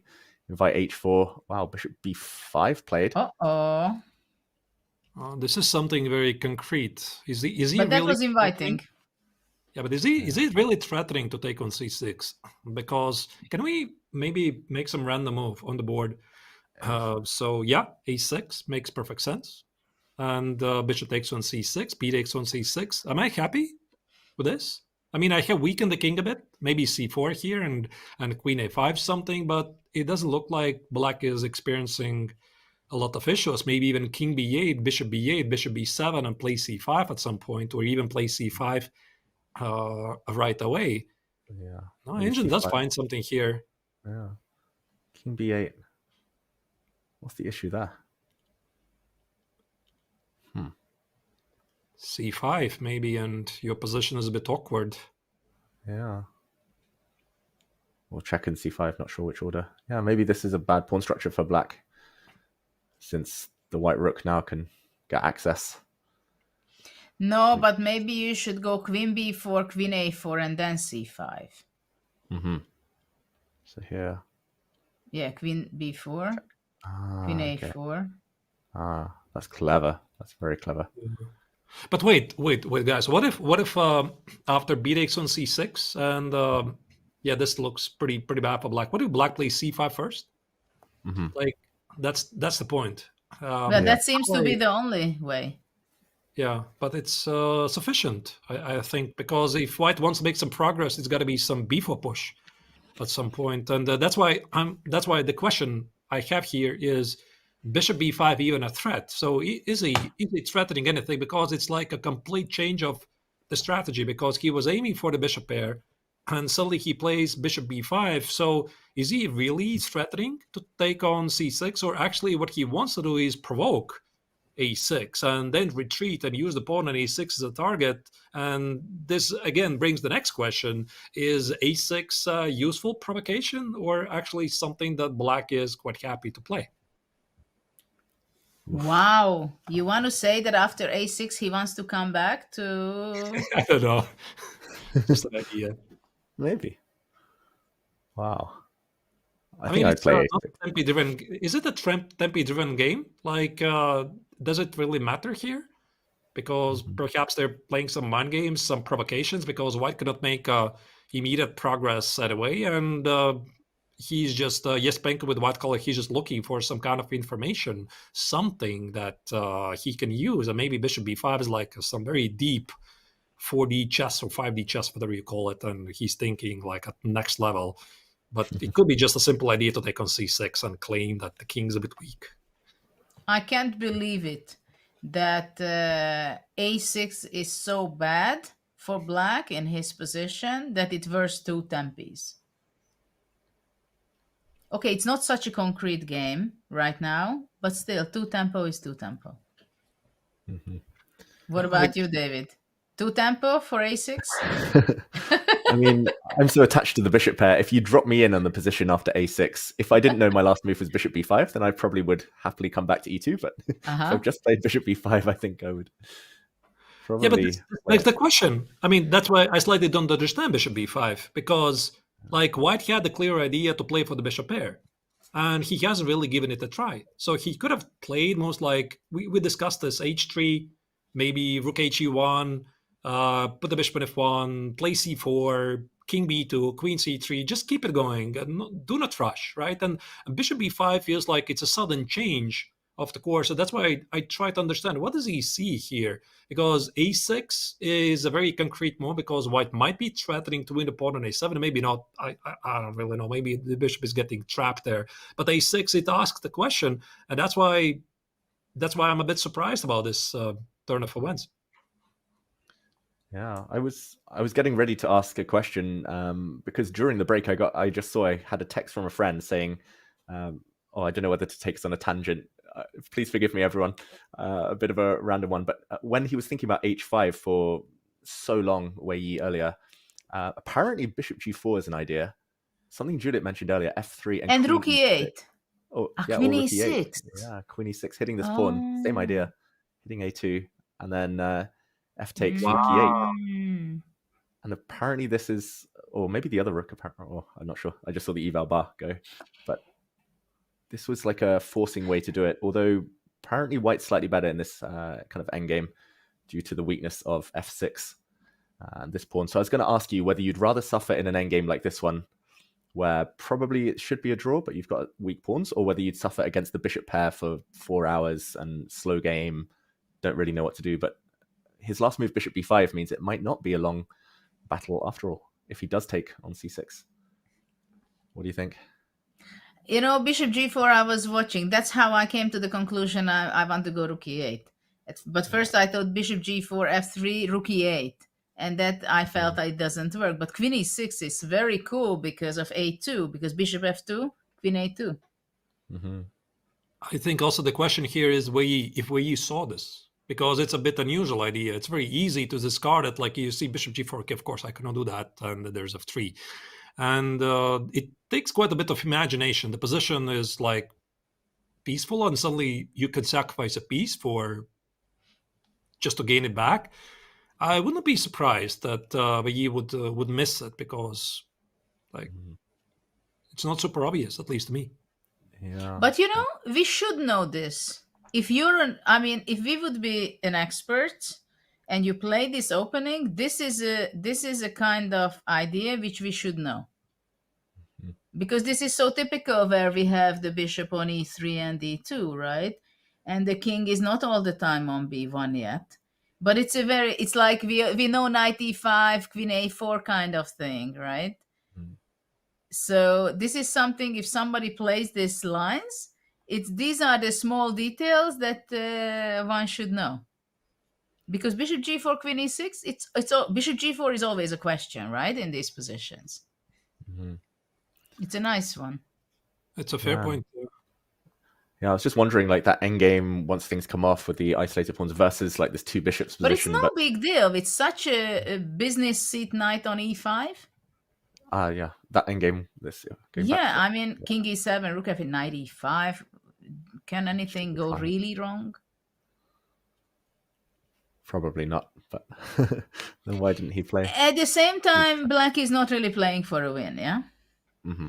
I don't know. I feel also maybe he saw it. Maybe you're right, Judith. You have to see these ideas, but I also see the rook lift on the fourth rank. Like you mentioned, this bishop f3. This can be combined with bishop c6, rook d4, rook h4, rook a4. Maybe he felt like it's a bit unpleasant endgame, or maybe instead of this bishop f3, I was looking at, can I play some bishop f5? Allow your knight to land on e5, and then I use the same idea.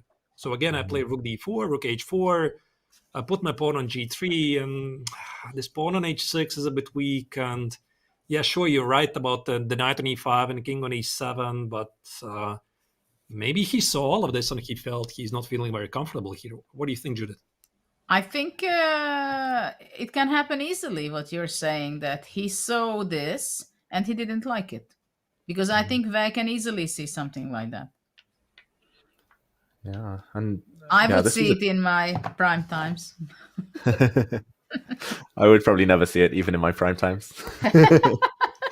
But in the end, we didn't get this long maneuvering game. I thought maybe that was an opportunity to dodge all the long-term suffering, but if bishop b5, maybe it still will be after a6, yeah? bishop b2. But yeah, just surprising move. What else can black play other than a6? I wonder what Wei is thinking about right now. What kind of mind games are these? So what happens after a6? Do you really want to take on c6? Am I committing to weakness on a6? Or really bishop e2? Because if you look at this position, like I'm with you, Judith. You say that it's a loss of two tempi, and yeah, I don't know if a6 is such a big achievement.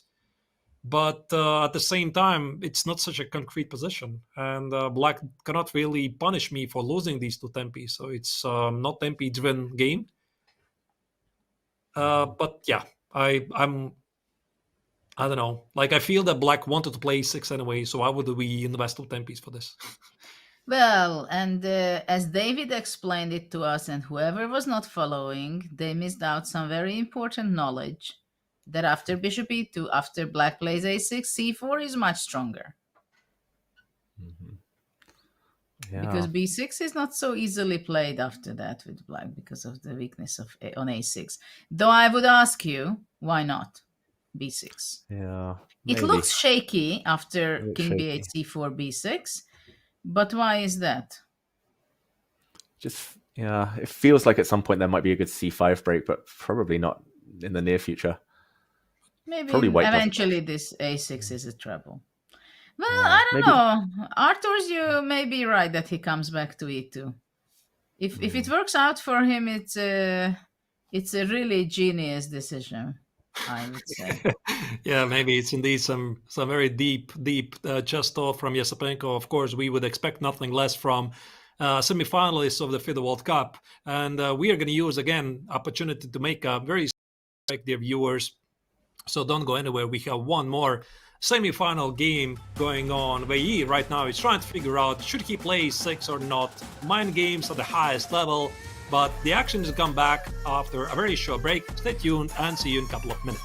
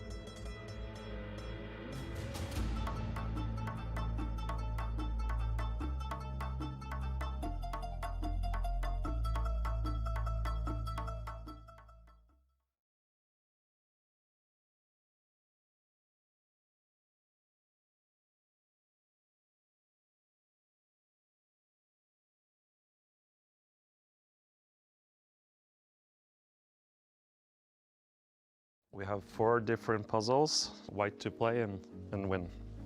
I think quite clearly the idea would be to get some knight h6, knight h7 mate. We need to get the rook out of the way, so I would assume we go for rook takes g6 first move. I mean hg, queen h7, king h7, knight g5, knight h6, knight h7 is direct mate. fg, queen h7, I guess only king f8 is possible, but then, I don't know. I guess queen h8, queen g8, queen h6, king f7, knight g5 also works. So.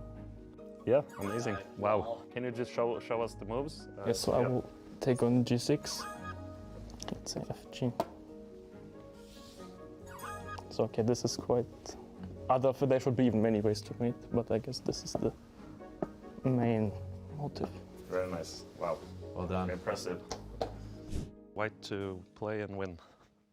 Quite obviously we have back rank issues. The first thing that came to my mind was some queen g3, king a8, queen e3, but I see there's a queen g6 option, which could be problematic, but maybe then I have rook d2. So I think that could be a try. King c8 is the only issue. If I go bishop a7, queen c2, queen b8, king d7, queen b7, queen c7, rook, really quite long lines. I mean, rook d1 I think about king e6, and then I don't really see a clear follow-up. Maybe if I go, but I feel like it's too far. Usually if I have to go that far, solutions are wrong. Yeah, this one is quite difficult. Yeah, I was thinking whether we can use the diagonals, some bishop d6 followed by queen h3, but I see there's f5. I mean, I'm talking about queen g3, king c8, bishop d6, queen c2, queen h3, f5, so I cannot really see any follow-up there. Ah, okay, so we go queen g4 check, queen g4, bishop a7, and then king d7, rook d2, and rook c1, I guess. Very good. Yeah, this is the typical mistake of not considering unusual moves, yes.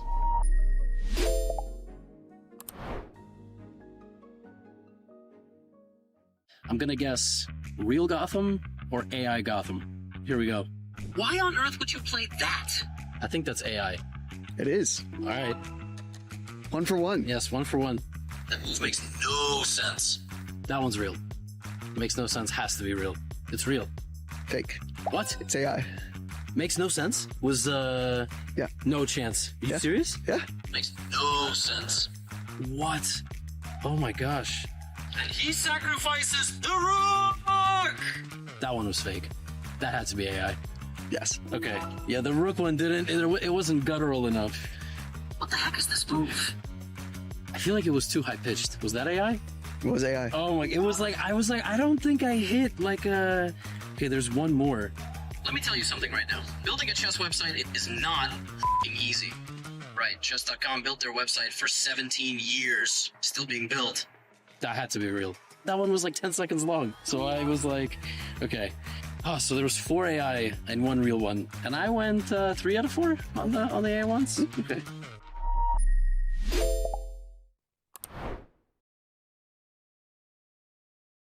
Can you handle it? Where grandmasters don't just move pieces, they cast spells.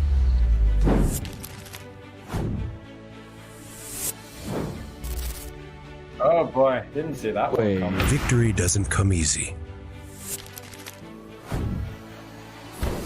Wait, queen time? Oh shoot, I just lost the piece. Yeah, but I got no mana. This isn't your classic chessboard. The thing about the imposter is that if you swap it like...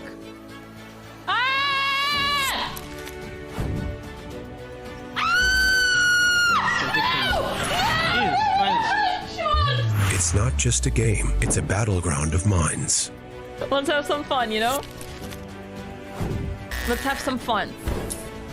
When the greatest minds meet magic, anything can happen. On chess. Cast that spell, play for free.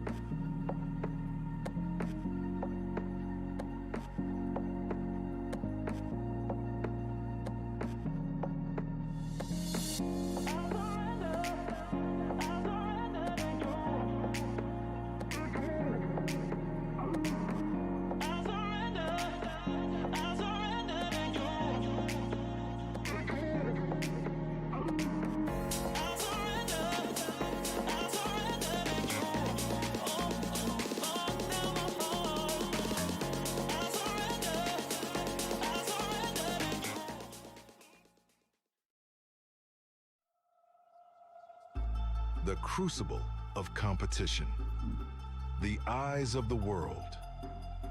Goa, India, hosts the 2025 FIDE World Cup, where over 200 of the top chess players in the world face off in an 8-round knockout tournament.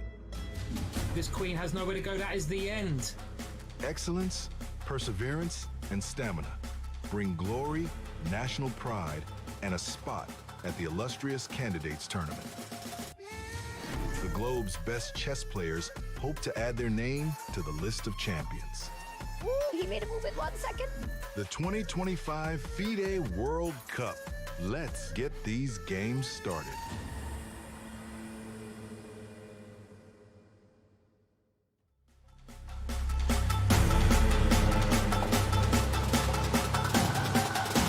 Welcome back to the live coverage from Goa, India, where the 2025 FIDE World Cup is taking place. This amazing resort, Rio 5-star hotel.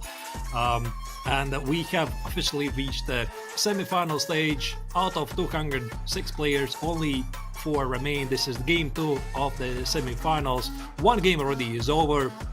It finished in a draw, and here we have the game of Andrei Esipenko playing against Wei Yi. Your hosts for today, I'm Grandmaster at the Nations, joined by Grandmasters David Howell and Judith Polgar. So we have all the time in the world to figure out what is going on in this remaining game. And we've had a few moves since we were last here during the break, and not some of those exchanges on c6. Maybe we go back and recap things and talk about what both players are trying to achieve. Because after bishop b5, we left it where Yi was thinking. He didn't dare to ask Esipenko to take this knight. a6 was the move we were mostly focused on. Instead, the very safe bishop to d7. What do we make of this choice? Is it surprising? Just because he's being so passive? You know, actually, I'm sorry, Judith. I would love to answer this first, because I was looking at this position for the entire break, and I tried to figure out why did he do this? Why did he play bishop b5? And I think I understand it. And it goes to the move queen f7, David. I might be wrong, but I might be onto something here. So this queen f7 move before white played bishop b5. It was a part of a relocating idea to play king b8, bishop c8, b6, and bishop b7. So the queen on f7 itself doesn't do really anything, and I think the Chinese grandmaster tried to be really smart to relocate the bishop, give it along the diagonal, and then just have the easy game. So that's why here suddenly this, there you go, you can put bishop c8, b6, and like bishop b7. It feels like black has accomplished something. The king is quite safe. You can put the knight on e5, and basically after that you say, okay, do your worst. Like, I have no obvious weakness here, and white needs to make big decisions from here. Hence enters bishop b5. Now I think I understand it, because after bishop b5, we slightly discussed this, indeed, what's the purpose of a6? And I had a feeling that maybe he just wanted to provoke the move a6. And as you can see, what happened in the game is that Esipenko did not take on c6 at all. His idea was all along create a weakness on a6 and also slow down black's idea to play this entire maneuver of king b8, bishop c8, b6, and bishop b7, because the pawn on a6 is, as we say, a bit loose. It's not much, but it's something. Judith, yeah, sorry that I interrupted you. Do you think it makes sense? Yeah, thank you for interrupting me, because it gives a great insight what might have been in the mind of Wei, and as we go deeper and deeper and further in the game, it's good that we can discover the different layers and the psychology of the game they have behind the moves. And I was thinking also that well, first of all, there's a lot of psychology on this. But also that if you know your opponent, and maybe you know that he doesn't like, for example, double pawns, or he's not happy with the different color bishops, or if he have a choice to make, he would not choose it, then also you can ask questions like that, bishop. I mean, in worst case, he could even have Esipenko that after a6, well, I don't think Wei is going to play a6, and then I can still go back to e2 because tempo doesn't matter that much. And of course, these are the small details which counts a lot in such a tournament situation, for sure. And from the other hand, for Wei, I would also think that he can say, okay, if White does not play bishop b5, can we go back to that point, please? Then if, let's say, White would go rook e1, he has the opportunity to go bishop f1 and make the setup what he wants to do with f3, king b2, whatever, right? And I'm not even sure this was not the only setup for Black to go king b8, but it seems to be a pretty good, very, very, very safe side for Black, right? To make this movement with the bishop c8 and b7. So somehow maybe Wei says, I don't want to give any risky thing, because White definitely wants to go back with the bishop. So, you know what, I don't play a6. I rather keep it that way, that I don't want to allow what my opponent wants to have. That's also a psychological thing. That it's not that the position necessarily is so bad, but maybe you just hate the structure. You're just not ready psychologically to sit there for 2 hours, 3 hours and think in a different color bishop. Is it dangerous, not dangerous? I mean, we were looking after a6, bishop c6, this structure. You can say it's no big deal, but you can say that I just hate it with Black. Maybe people have other taste, and maybe objectively it's not so bad, but I just don't like it. And maybe if I would sit there, I would also say, you know what, I don't think it's a big deal, but, you know, I just don't like it. I mean, I would have no chance to win, and maybe there can be some dangers around my king. So I fully understand the decision, what was made, actually, much more understanding it from both sides. But from Wei's side also, I fully understand why he did not play a6. I think I would have played a6 just because I would assume my opponent would take on c6, and I would hope to make a quick draw opposite color bishops. But like you said, probably it's just the beginning of the story, and the players have looked a lot deeper. Some concrete lines, maybe in that line with the queen getting to a5 and doubling rooks on the d file. Not sure, but yeah, what do you make then, Artis, of the fact that he did eventually play this move after White maneuvered a bit? He did play a6. Do you think that makes the plan you mentioned just totally unachievable, or is it still maybe a bit of a dream long term to play king b8, bishop c8? What do you think's on his mind now? Another long think for Wei? Maybe Judith is right about this entire idea, him not liking this position with opposite color bishops, David, because if we put back the bishop on b5, and let's say Black doesn't play a6, so how does he carry out the plan? Does he play king b8? Play bishop c8, and you still need to protect the knight. And perhaps he felt that it just doesn't feel right, and that's why he committed to this a6. Like, it's not quite of a big deal, but yeah, it's a bit annoying, so why don't I include it right now?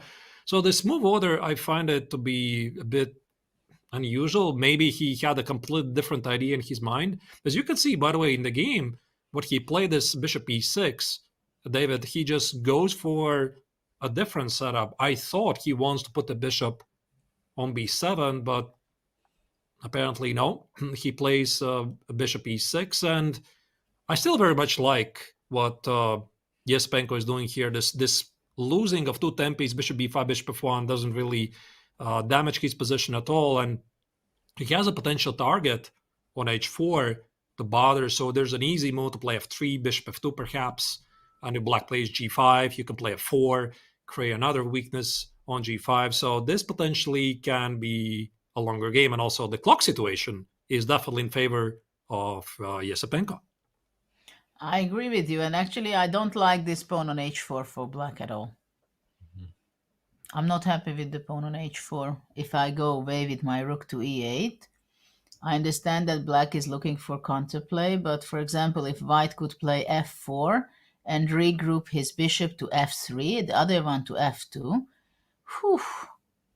I think it's it can be extremely dangerous for black. I mean that h4 pawn. How you're not losing it? Rook back to h8 in the near future. I don't know. Let's say what looks natural. Bishop f5 maybe. Or... Actually, f4 is even stronger than f3. Yeah, of course, because I mean you want to play f4 anyway, and now black cannot really play g5. Yeah, this is awkward. Oh. No, I mean e4 square is always a weakness after f4. I fully agree, but you know, I give away one square and I take your pawn. I'm fine with that. Bishop e2. Yeah. Bishop e2. I wanted to meet this with queen h7 and bishop e4, but I don't know. Feels a bit loose. Feels like I might be blundering something. I don't. Some rook e4 and queen d3 stuff. You know, like, a bit afraid. Or maybe I'm just blundering the h4 pawn. Actually, wait. I'll just take everything. It's a pawn.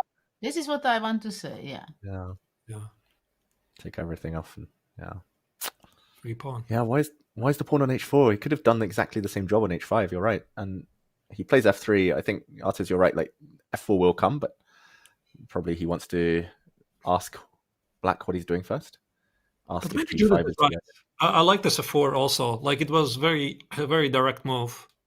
Maybe here Esipenko wants to provoke g5 first to protect the pawn on g4, and then play f4 to target the pawn on g5. And also with Judith completely here, it feels that this h5 h4 is a bit too much. Like it doesn't have a proper support. The pawn on h5 is understandable. Like you're fighting for space, you try to discourage white from grabbing too many squares, but the pawn on h4, this already is something else, and this might remind black at the most unexpected moment. So, for example, here black plays. What does he actually do? Does he play g5 here, or what does he do?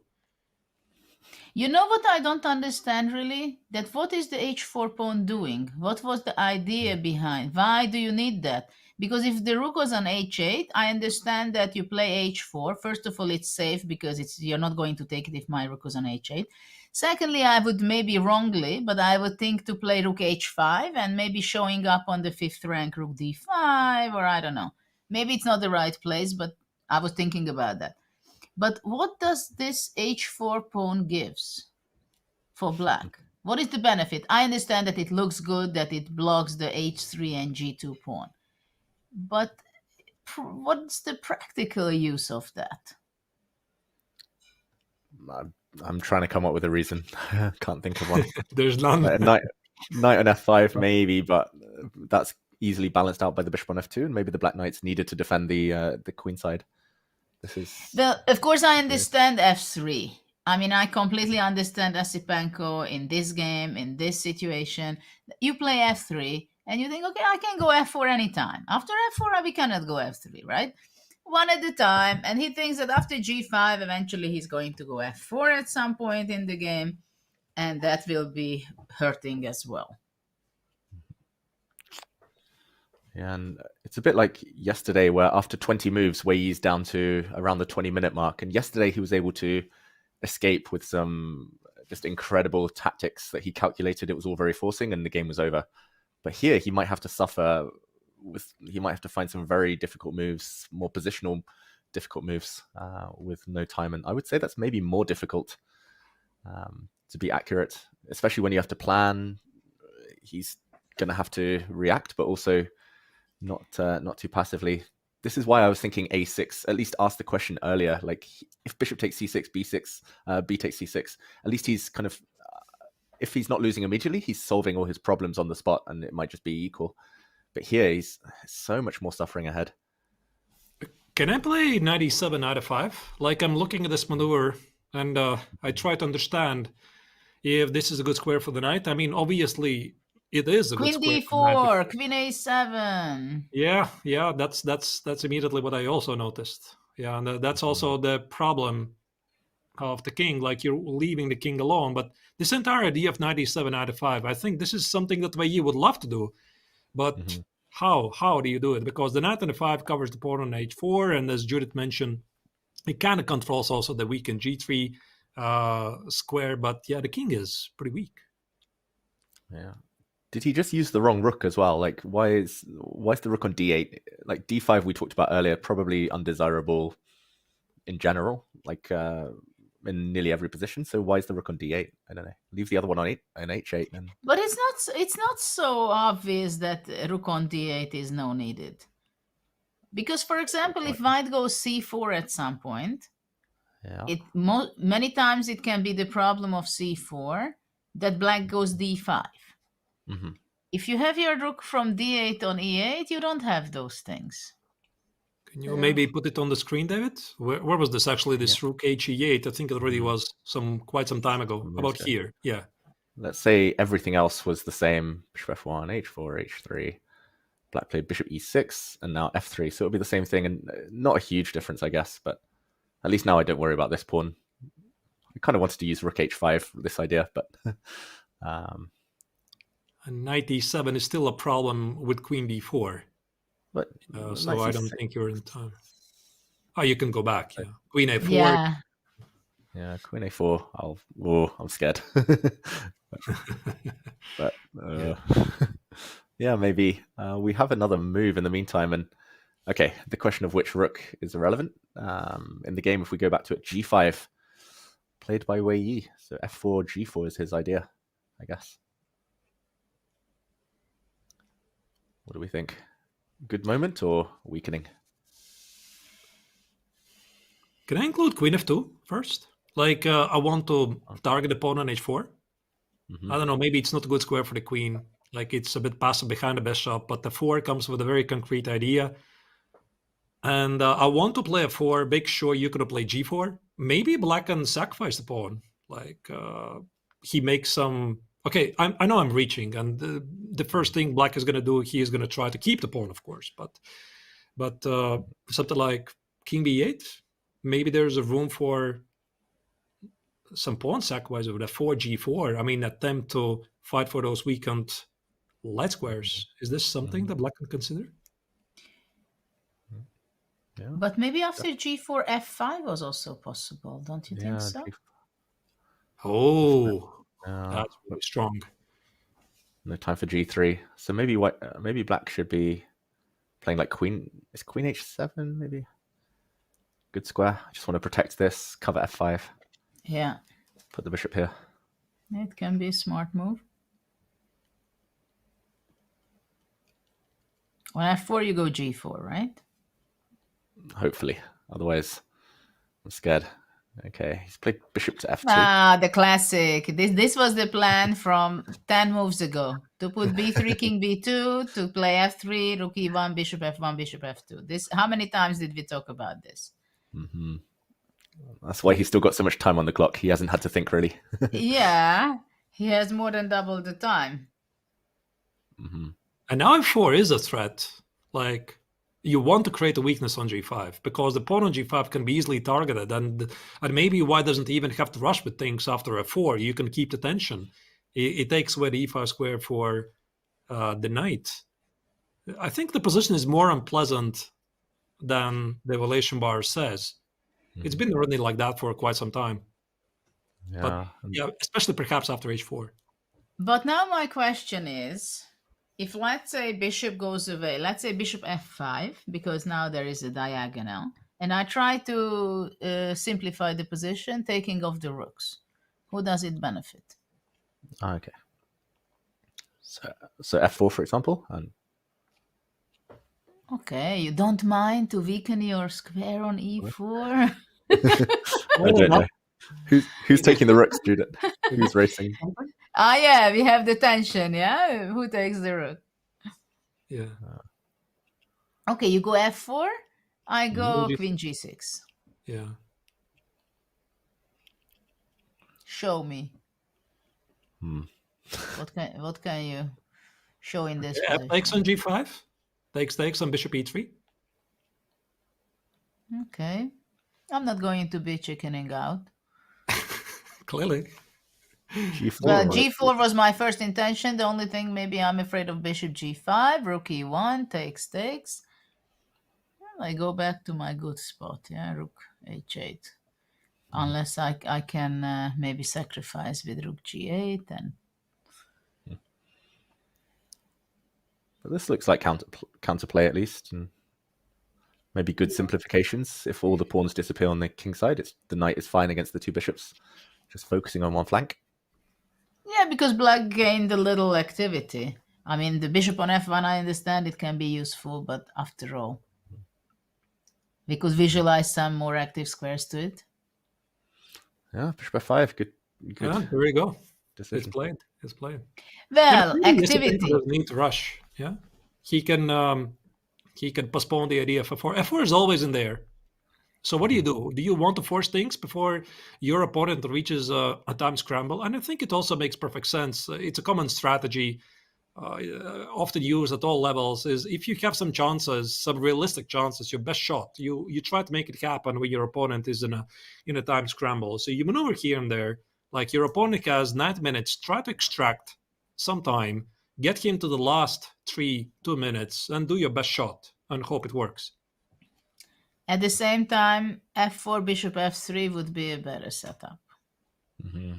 If white had the time, because activity matters.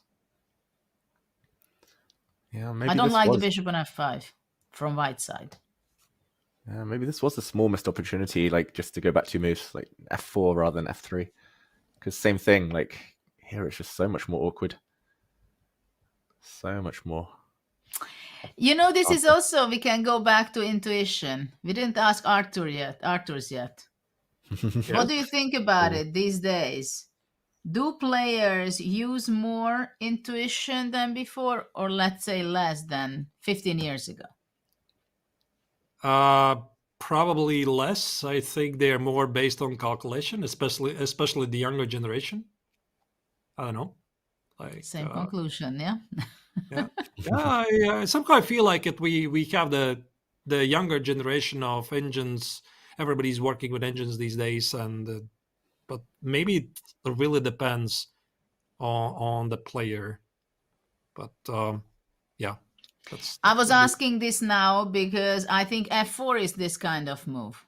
That if you go by intuition, you don't like to play f4 because it's just this weakness on e4, it just disturbs your eye. At the same time, if you see that the h4 pawn is so vulnerable, then you say, okay, f4, I don't care, bishop f5, bishop f2, immediately attacking the pawn on h4. And the thing is that time matters. We discussed this before, whether does it matter if white loses 2 tempes, right? And in principle, it's not, but there is a point where we see that there is a difference. Yeah, I was going to say, how about f4, queen g6, and then try to put the bishop here, but... And after bishop e4? Yeah. I wanted to take and give a check, but it doesn't really do much. Okay, so take. Check. King b8. It does feel like white is pressing a bit here, no? But though I'm sorry, maybe I went. That was your trick, bishop f5, queen d3. Yeah, but it doesn't work. Ah, wow. Instead of king b8, if bishop f5. I didn't see queen d3, but I was just going to go back. Wow. But then knight but doesn't even work? Maybe it doesn't. It's nothing extra, rook f8. But it's quite scary for black to go here. Yeah, if you miss something, you're done. But Wei is not missing these kind of tricks. Yeah. Usually not. I mean, that's the question, is it? I mean, is Esipenko going to play f3, f4 or not? Because I recall he already played quite a similar game against Sam Shankland in his previous match. This was this quiet game, whichever game it was, game number 1 or 2, where they played this Italian game, and Esipenko played g3, like a, again, maneuvering game, and a couple of moves later he played g4, g5, right? So it feels quite similar. It cannot rule out that he might still push the pawn, and it just shows that he is very cautious. But I don't know. I would, if I was him, I would try to keep the tension somehow for a moment. What do you think, David? Yeah, I agree. Like, I I don't know what moves keep the tension. C4, I'm a bit reluctant. A4, maybe something. Pretend you're going B4, B5. Yeah, it's hard to find useful moves. But what do we think about the endgame? If all of the rooks and the queens came off, does white have any chances? If it's just pure two bishops versus bishop and knight, because it's maybe possible in the near future. What do we think? Who do we think is happier with that?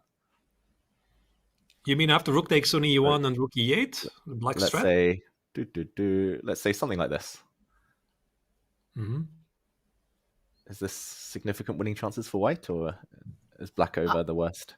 I think it's one question whether white can go f4 or no. Mm-hmm. Mm-hmm. Yeah, I feel like you need at least one heavy piece to generate targets because black has no obvious weaknesses. You need at least one of them. And I'm not sure about a4, David. Can I play c4 and put my queen on c3? I try to apply some pressure against opponent f6, but again, rook e1 is clearly the big idea, and maybe I'm not in time. Like takes, rook e8, black just wants to liquidate, and I want to keep the heavy pieces on the board. Can I just play rook d1? Like, I don't think that the e-file here really matters. I keep all the opportunities. I can play f4. I can put the queen on c3. I can toy with the ideas to play b4, a4, b5. My bishop on f2 and f1. They're nicely positioned. And I would like to keep some tension. And if possible, also keep the queens on the board. But yeah, this allows, of course, black to control the e-file. Maybe queen something, queen e6, queen e5, go, I don't know, somewhere, activate the pieces. But my point being is that perhaps the C file doesn't really matter at all. Mm-hmm. I agree, actually. I think this is very likely how he'll play. I think he quite likes tension, Esipenko in general. Like you mentioned there in his match against Shankland, slow, steady, build up. He doesn't fear tactics necessarily. I like what you said, Arthur. At the same time, in the final position, which we stopped, I would be curious to understand what white's further plan can be. Probably use the pawn, not the pawn majority, but the pawns at the queen side. I assume we cannot avoid a queen trade. Can we? Like, let's imagine we cannot avoid it. Let me put the queen on c3. You play queen e5. Mm-hmm. I'm going to play a3, b4. I just want to advance something on the queen side and claim I have something. I see that the bar says it's nothing. Yeah. So, but it feels like queen c3, king c3. Then I want to play b4. Is this something? I was thinking to go knight e5, g6, f4, possibly. Yeah. It's a valid point. Probably all this pawn at once, but the queen side doesn't do anything. I think you need to keep the queens on the board. Without that, like, it's going to be very difficult. No. Like, I see a lot of pressure put on Wei and maneuvering, but I don't see the real breakthrough ideas. And maybe there is maybe it's just playing on and on and on and on and playing on your opponent's nerves and time and so on, and then something will happen. But it's not so easy to convert these pressure kind of positions into advantage and victory. Okay, I have a silly idea. Can I recommend it? Sure. So we're talking about reasonable ideas. Let's talk about the silly idea. So a4. You mentioned the breakthrough, Judith. There you go. A4. A4. No, A4, of course. A4. Yeah. A4, very normal. Okay, rook e1. Rook e1. Rook e8. Rook e8, rook b1. Rook b1. I mean, actually, rook a1 makes more sense, but I was thinking, like, put the king somewhere on, I don't know, a1, c1. Actually, maybe c1 even is a square. And I'm thinking about b4, b5, and I'm claiming that, again, the c-file you control, it doesn't matter. And I'm just going to do something. Is this completely ridiculous? I like it. I like it. Tension. Game goes on. I'm not sure it will work. Yeah. Okay, queen e6. Why not? But then bishop c4. Okay. Or king something. I don't know. Yeah. King somewhere. Yeah.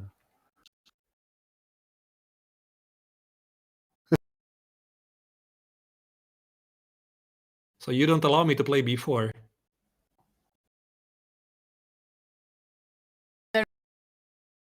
Can I still play? Oh, queen d4, yeah. Back. So. Yeah, it's very difficult. b4, maybe knight c4, queen d4, something, but no. But after b4, I may play queen a2. Oh, yeah. Oh, yeah. That's nasty. That's yeah. We saw that. We saw that, Artis. Maybe the king should go to a1 on a3 or something. I don't know, but it's at least an idea. So if the heavy pieces disappear off the board, then I don't think there's anything to see. So, like, my point being is training one pair of rooks. White shouldn't mind it, but then just to make sure there's no breakthroughs at the e-file, trade one pair of rooks, be gone with the second rook. But of course, the logical question is, like Judith already said, where's the breakthrough? And maybe there's no breakthrough. You just get ready for the long game. I think this is where we call Magnus and ask him, Magnus, you're the magician, so tell us, how would you win the game? And then he says, sitting there, being curious, playing, maneuvering right and left, waiting until the opponent goes down on time, then give some fright to them with some moves, then go back, then another move, like Karpov style in the old days. Yeah. And then you don't know why he won, but he won. WWKD, what would Karpov do? But would you agree that first Esipenko has to make a decision? Like, does he go for f4 or does he go for this longer game? But does his last maneuverings of f3, bishop f2 already doesn't answer it? Like that he has already decided it? Or he still has this choice to play f4 right now? I think f4 is a move which always have to be in your mind. Because maybe there is a moment where the queen or something is not on the right place, and then f4 works. But f4 is a committal move by white also, because after all, if the bishop can sit on e4 with black and stabilize it even with d5, I mean, even black can get the upper hand, I think. So f4 is a risky decision. And I think he will be doing it only if he really understands that concretely the black pawn chain there will be so vulnerable that he gets something concrete out of that. Yeah, I've only played Esipenko once in classical over the board, and in that game, like he was actually black, but he could have forced some lines. He could have forced equality, forced a draw. He kept trying to just keep the tension and wait. And I'm not saying he has commitment issues in terms of like whether to play f4 or not, but I think Artis might be right that he might just allow one pair of rooks off the board and then just still sit and just at least pretend he's doing something, whether it's a4, b4, or something by the way, along those lines. Speaking about own results, I also have played against Esipenko, and I think I beat him once, but he was only 14 years old. So still when counts. you play against great players, you have to beat them while they're young. You know? So it becomes increasingly very difficult. I beat Gukesh when he was 12, and I'm just dining off that story regularly. Yeah. It's a tough position. I could imagine him thinking a bit longer, but the time advantage, I don't know. I don't think it's as relevant now that Wei Yi has a clear plan of swapping off some pieces.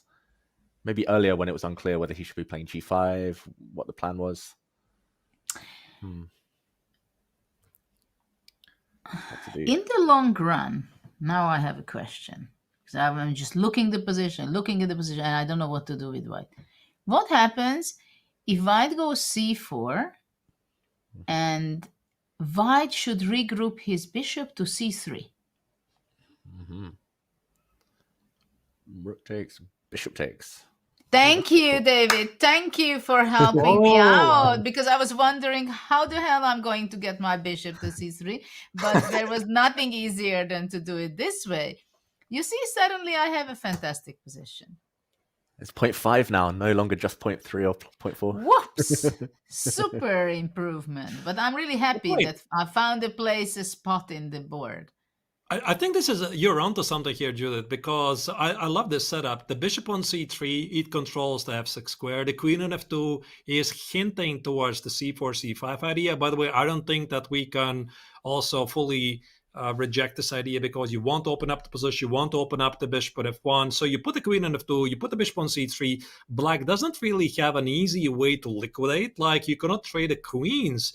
And then maybe I can throw in the mix my silly idea of this b4, b5 stuff, etc., going for the kingston attack.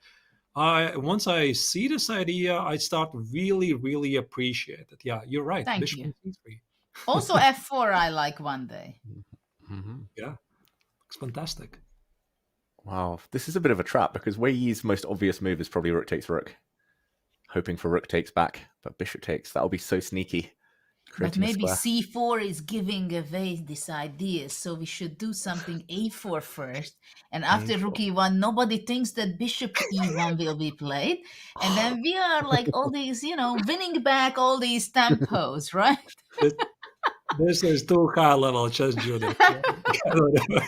Genius. a4 to hide intentions. I love it. Hide the intentions.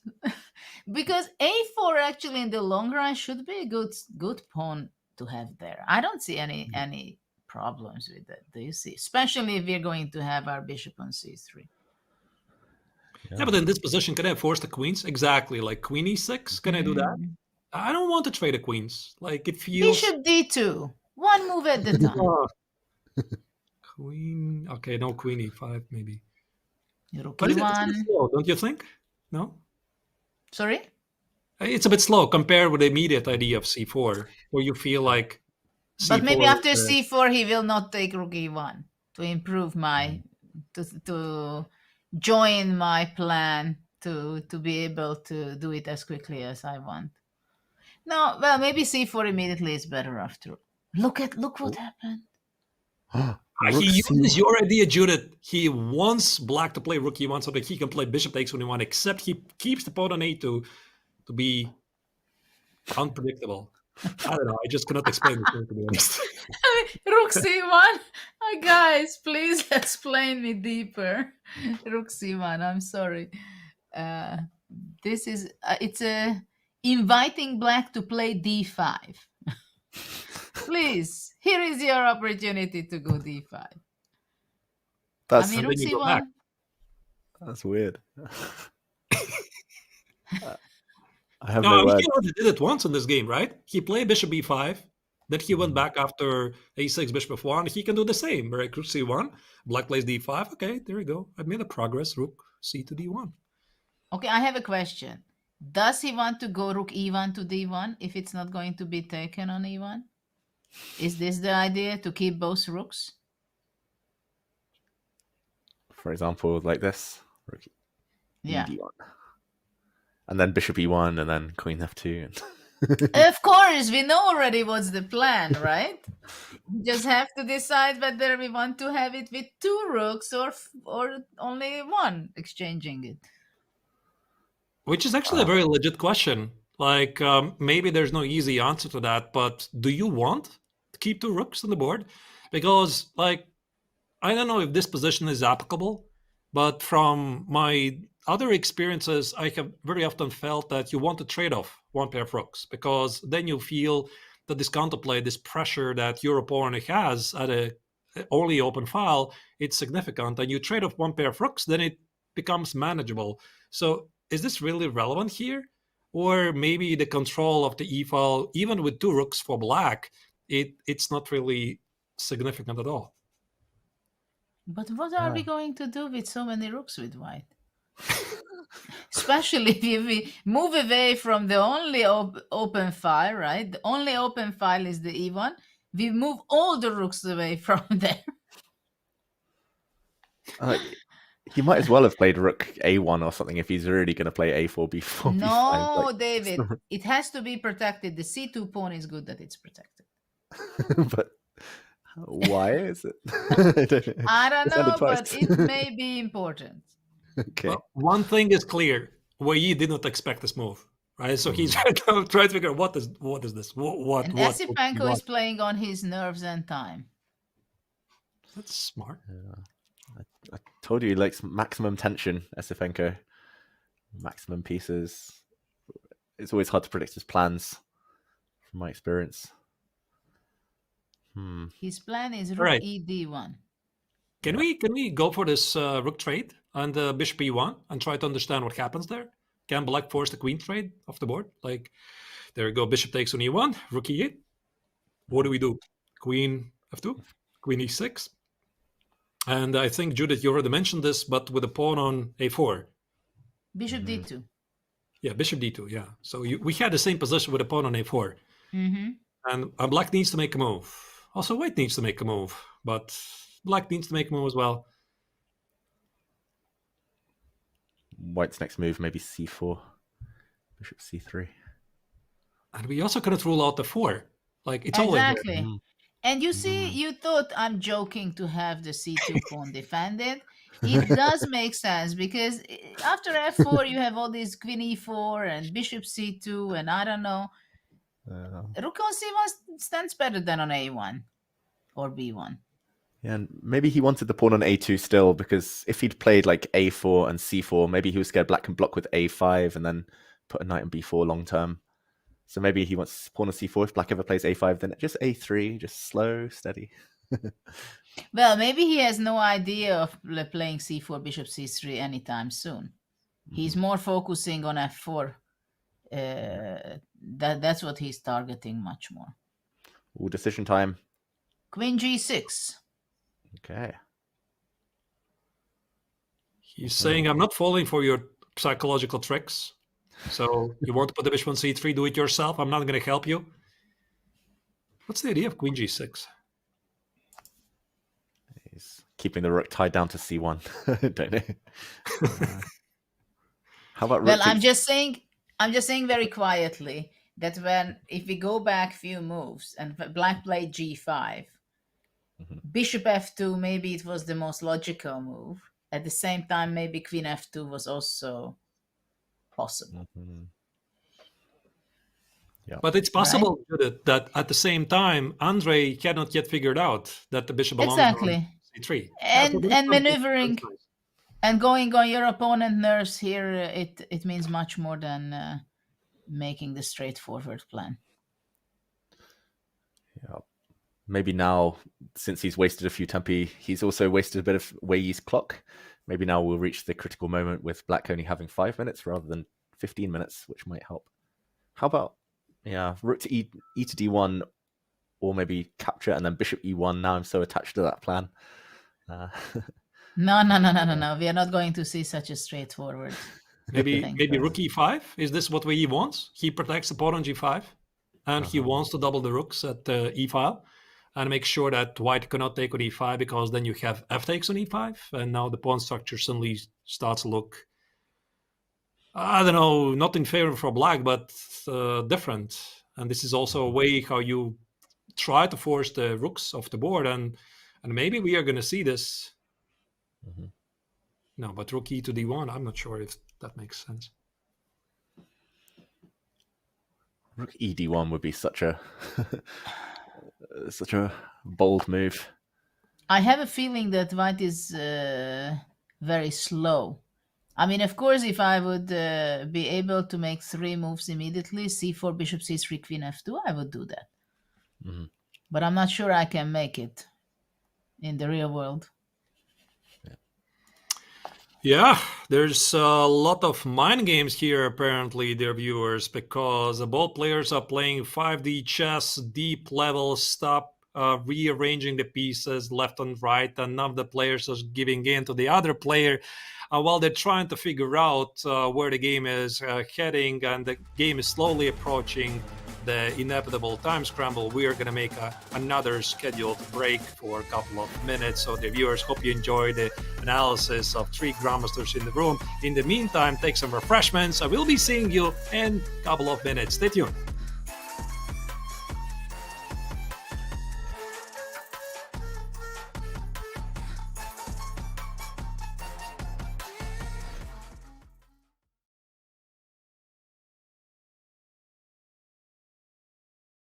Has this ever happened to you? Oh, shoot. Another mouse slip. What about this? Oh, well, holy bishops en passant.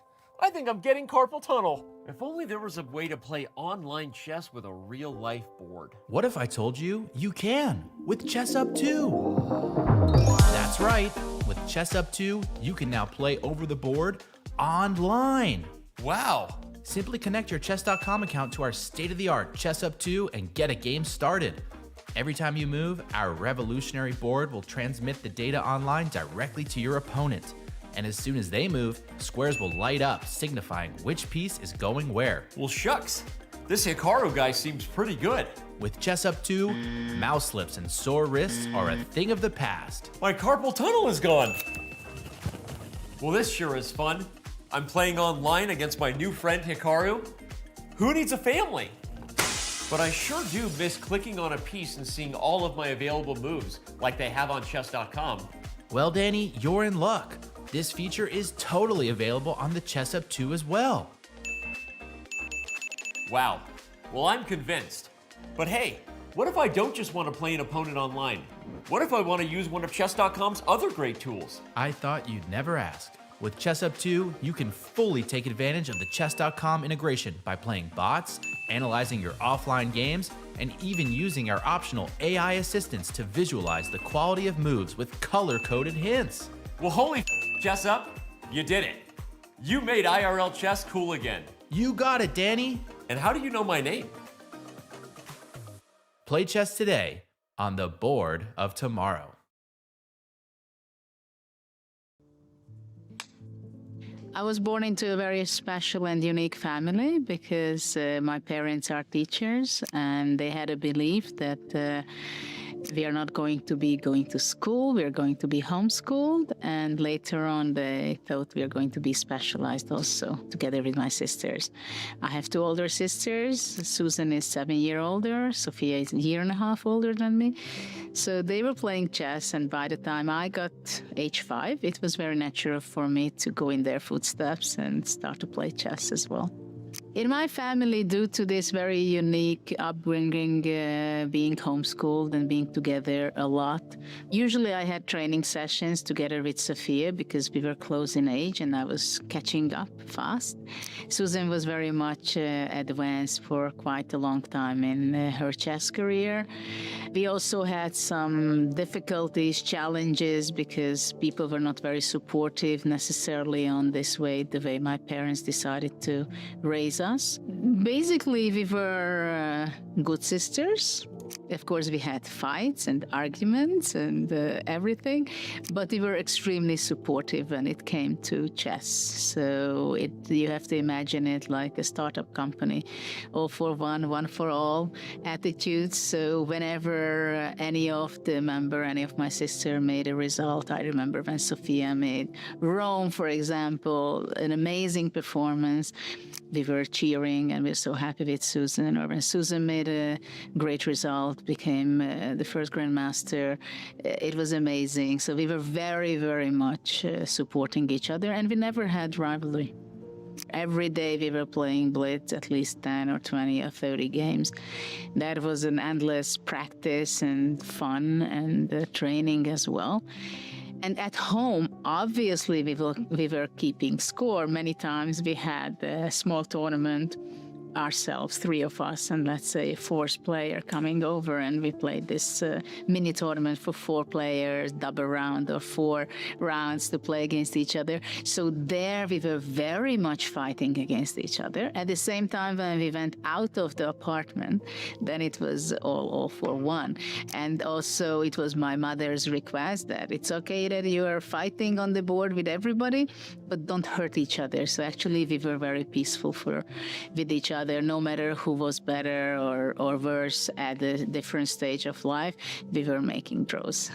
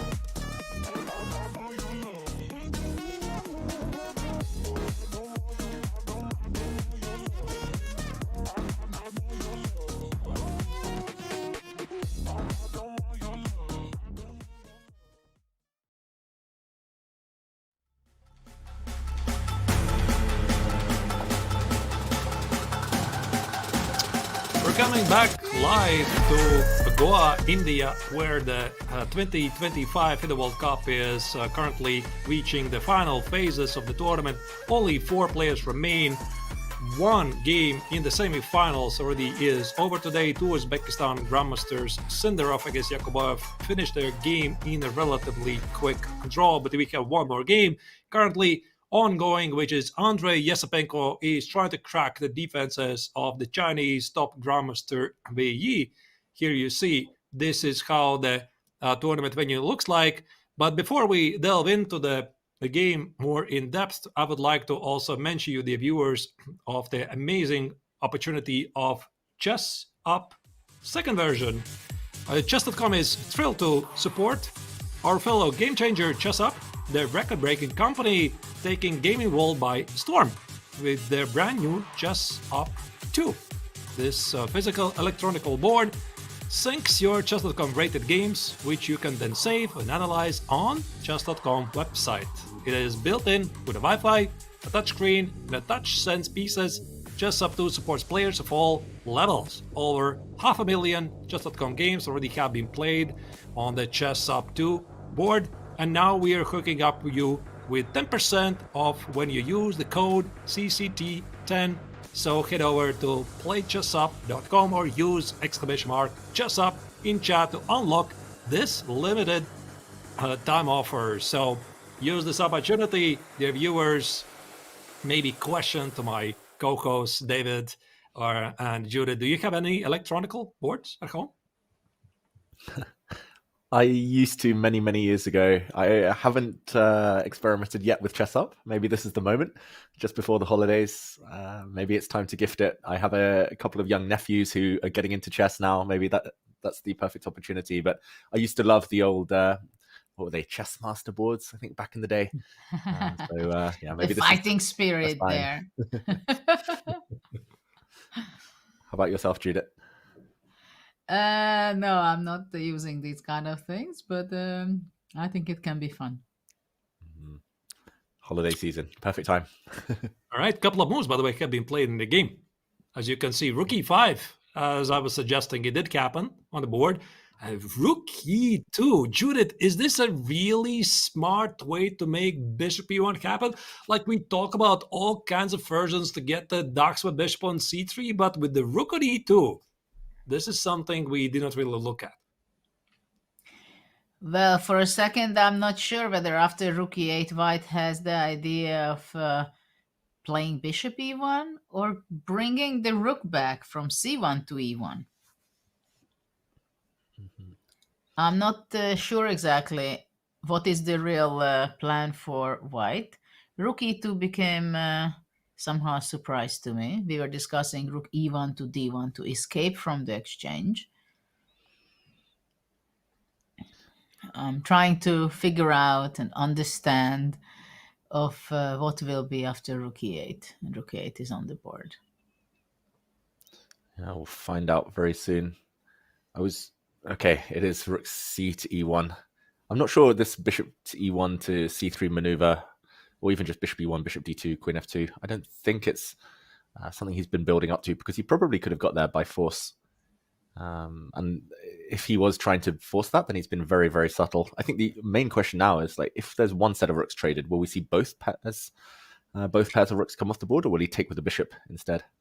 This is exactly what I wanted to ask from you guys. If we take off all 4 rooks, who does it benefit? Yeah, but why would he then play Rook E1 in the first place? What's the idea? Are we again seeing some mind games here? Because I think that getting 2 rooks off the board, it probably favors black a bit, because his defensive task becomes a bit clearer. Get the queens off the board and it's even more clear. Or maybe he just wants to persuade black to take on E2, so that he can play bishop takes on E2, then go back with the rook on C1, put back the bishop on F1, and go back with the bishop E1, C4, queen F2, bishop C3 idea. Like, it's so deep. Maybe it's I not have even the deep. feeling that it's only us, the 3 of us, and our tens of thousands of viewers who has the same idea now of playing bishop E1, bishop C3. I don't think the players are having this idea at the board. Yeah, maybe the players, all they can think about is the candidates. They're not thinking like bishop e1, bishop c3. It's just like, come on, candidates. But bishop e1, bishop c3 is directly like candidates idea. You know, like here you are making a progress. I don't know. What if black just waits as well? Like, what's white's next move? Like, I agree. Like, what was the point of rook c1 if you were happy to trade off all the rooks? Like, what if black just waits? I don't know if king b8 is the most useful, but let's just as an example, what's white actually doing? Maybe. Okay, we can explore new squares we haven't yet used. What about bishop g1, bishop h2? Just to pushing back the rook. Force you to take on e2. And if you do, I'm going to take with the bishop. Yeah, let's say rook e7, bishop g1, you take with e2. I'm taking with the bishop. Rook e7 is on the board. But now, if maybe the idea of rook e7 is to go queen e8, and you might have to trade off another set of rooks eventually. I like actually very much rook e7, and I also like very much that he keeps his king on c8. Because I think eventually it's going to be needed and it comes to d7. Yeah, I agree. King b8 also is vulnerable to even quicker queen d4. No, I understand that you just made the move that we can demo our line, but generally speaking, I'm happy to have the king on c8. And I like very much rook e7, queen e8 idea. I don't know how good it is, but I like to have that. Okay, I have an idea. So how big of a threat, how big of a problem is if white takes on e5? So let's say we acknowledge, okay, I missed rook e5 or maybe did not evaluate it properly. What happens if I take on e5? Does it favor black? Because I see, of course, you can take with f-pawn, but it also makes the pawn on g5 a bit vulnerable. You take with the knight or take with the rook. I go back with the original idea. I put the rook on c1, and maybe we are just overly fixated on this bishop e1, c4, bishop c3 idea. But if you get the pair of rooks of the board without changing the pawn structure, I'm happy to do this. D takes on e5 is a bit risky because you leave the king a bit. No, it just says it means nothing. I wanted to say that it opens me some possibilities with this. There are no entry points. Yeah, and actually, d takes e5. I was also wondering, and I thought maybe it's not. It looks kind of a move which leaves the black king weaken a bit. At the same time, we stabilize incredibly fantastic on the king's side, right? Now there is no way that black can have trouble with that h4 pawn, g5 pawn, with any of the pawn. Bishop on f5 optimally placed. Rook d7 is possible to continue with. The c2 is attacked. Knight on c6 takes care of the a7 problems, if queen e3 or something. Of course, it's not so simple, but I mean, black gained a lot of benefits with d5 also.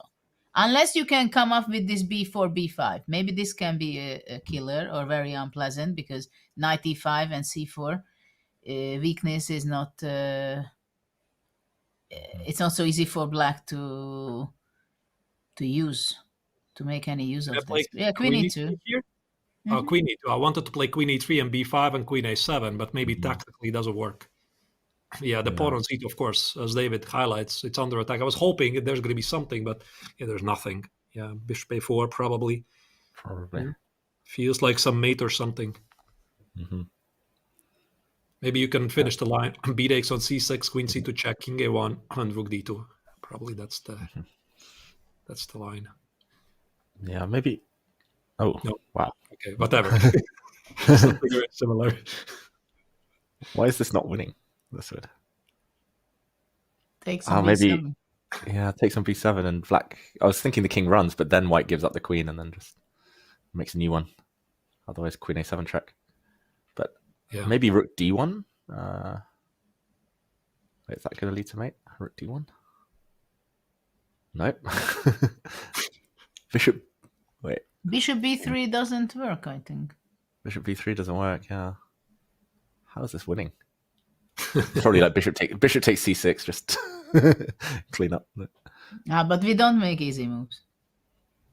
Maybe it's just some quiet move like b takes on c6.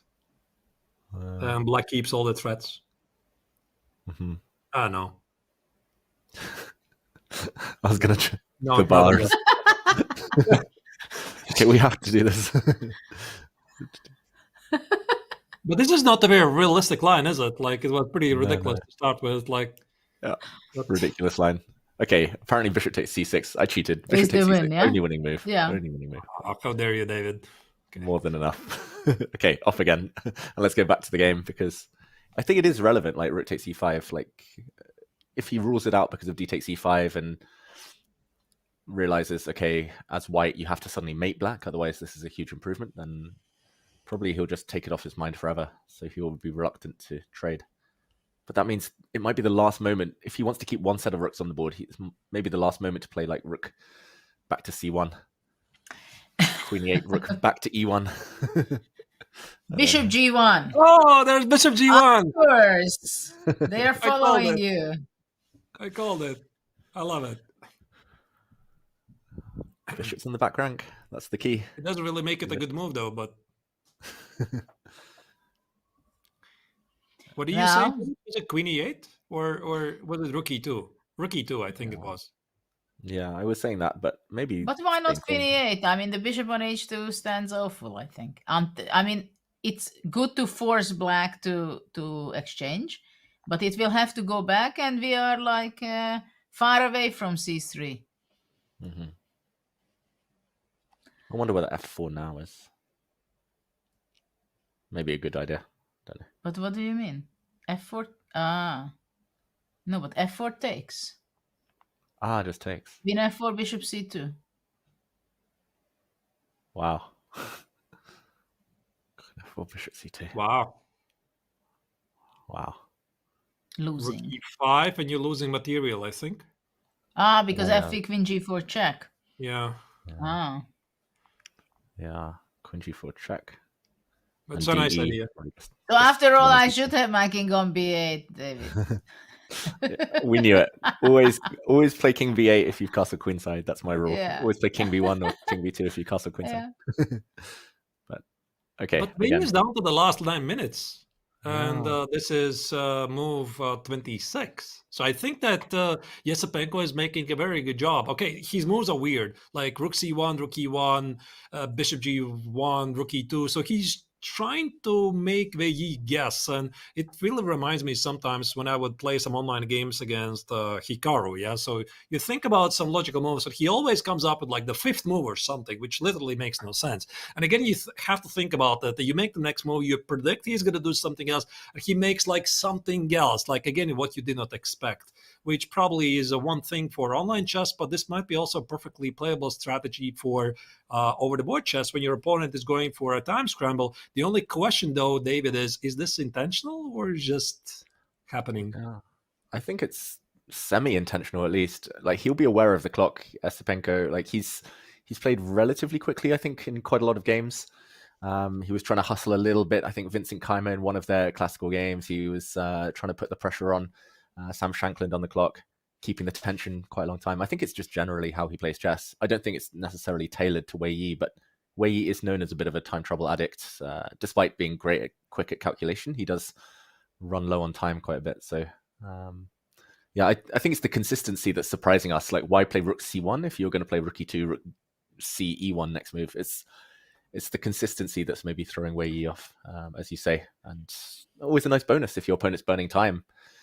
I don't think there's a big difference between rook takes rook or queen e8, for example, when he's already spending a third of his remaining time. Wei Yi, this is time trouble now. 15 moves to make, including. But I think this is the only way you can win games in this system. Mm-hmm. That you sit there, you have your patience, you make weird moves, not so weird, but that you can think of, like bishop b5. It was not clear, right? We started to it took ourselves minutes until we try to figure out what is what and why and how, and then we have the debate. And I would doubt that was the best move, but it was a great move to make some mess in the opponent's head. That, okay, what do you want? You want to take? You don't want to take? It's a prophylactical move against all this king b8, bishop c8, what Arthur's highlighted, or like trying to figure out what your opponent wants, like it's not the natural continuation. Then rook c1 again, it's something like you're not ruining your position, you're not making it bad, but you're making a weird move that your opponent starts, what the heck is that? Rook c1, what? Like, I mean, at this level, you don't very often meet moves like at first you have absolutely no problem and you're asking questions from yourself that what's the idea? Why this? Why not? If this is the idea, why didn't you play that first? Why to do it an extra tempo? You're trying to figuring out what is the smarty thing behind that move. And I think in these positions, these structures, this is the only way you can win. To disturb your opponent with not the very best move, just maneuvering around. Also, bishop g1, bishop h2. Okay, now it is very sensible to push away the rook, but white is not necessarily going anywhere. Yeah, I'm with you there, Judith, completely. And otherwise, this position is basically impossible to win with straightforward continuation. And Esipenko is slowly but steadily pushing the game to the time scramble. And for Wei Yi, I think it's quite natural desire, and maybe it's not even Wei Yi. I don't know, David, how you feel about it, but I think it's a common feeling for most players. When you go to a time scramble, you want to clarify things.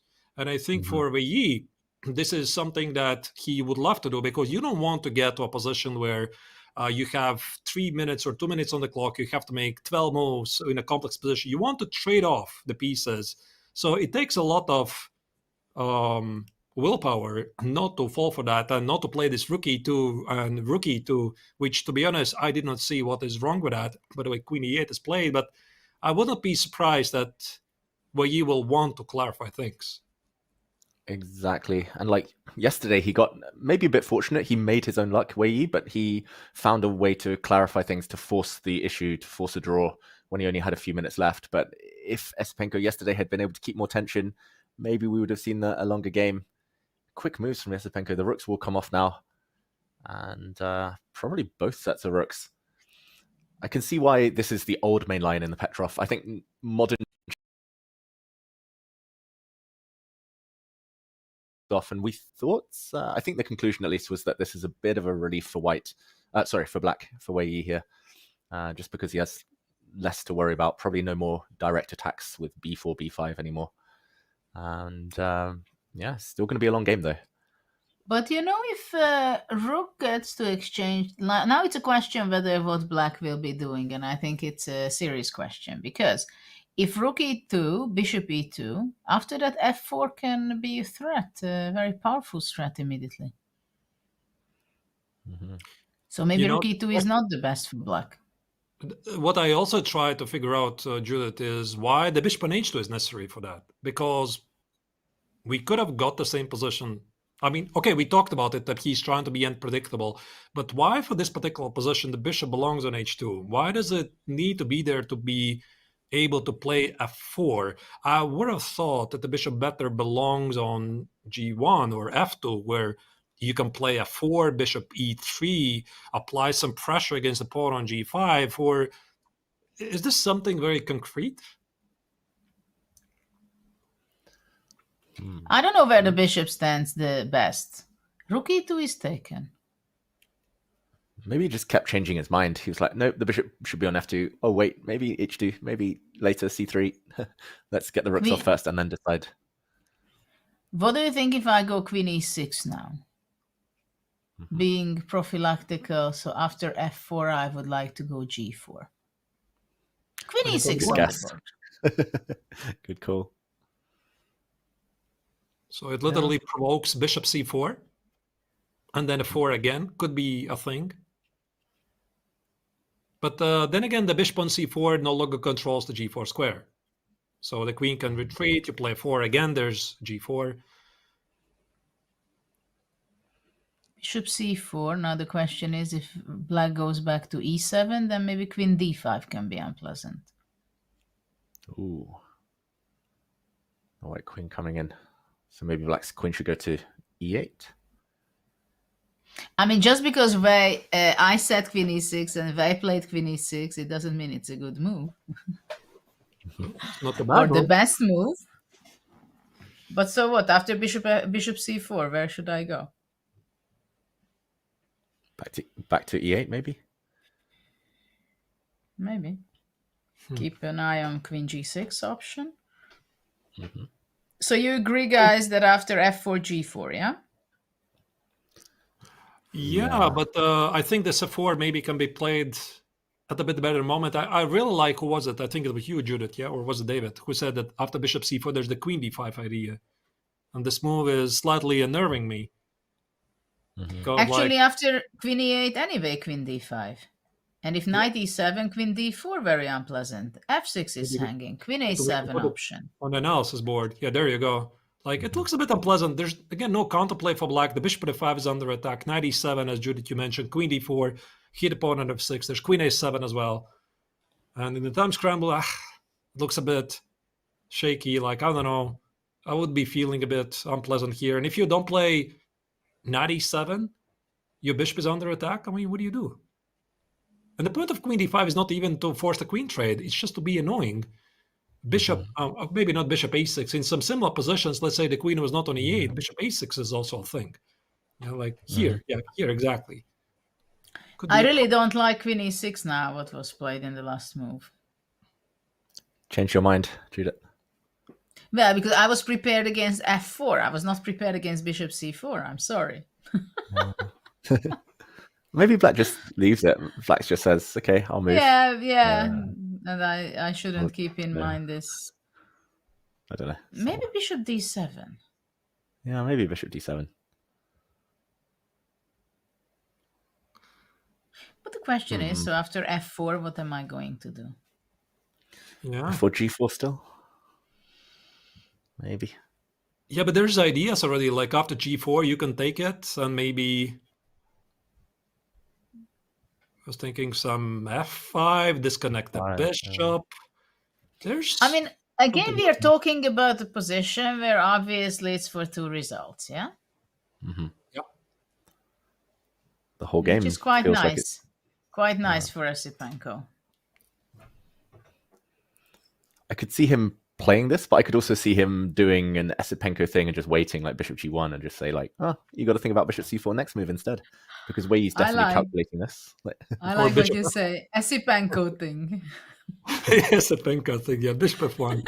Even this is the move. Bishop g1. Bishop f1. King a1. King a1. Maybe king c1 just... Yeah, because black has... There you go, bishop c4 is played. Black has also problems to find active moves. What do you guys say? It was queen e8? That makes most sense, right? Queen e7 is a bit shaky. Yeah, queen e8 protects the g8 square. It protects the knight on c6. There's some bishop a6 problems. The bishop e5, queen g8. Yeah, it looks a bit too much. Even though the engine, as usual, engine says, I don't care. Because I was also thinking I don't care. Queen e7, I go back bishop d7. But now maybe f4, and you can't play g4 anymore. Oh, this is lovely. G4, h takes, and queen g8. Yeah, okay. No, but I take on f4 maybe, and I go knight e5. Look at your g2 pawn.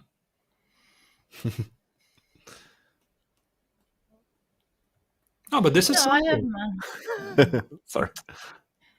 Whoops. But you see how important it is that he did not play c4.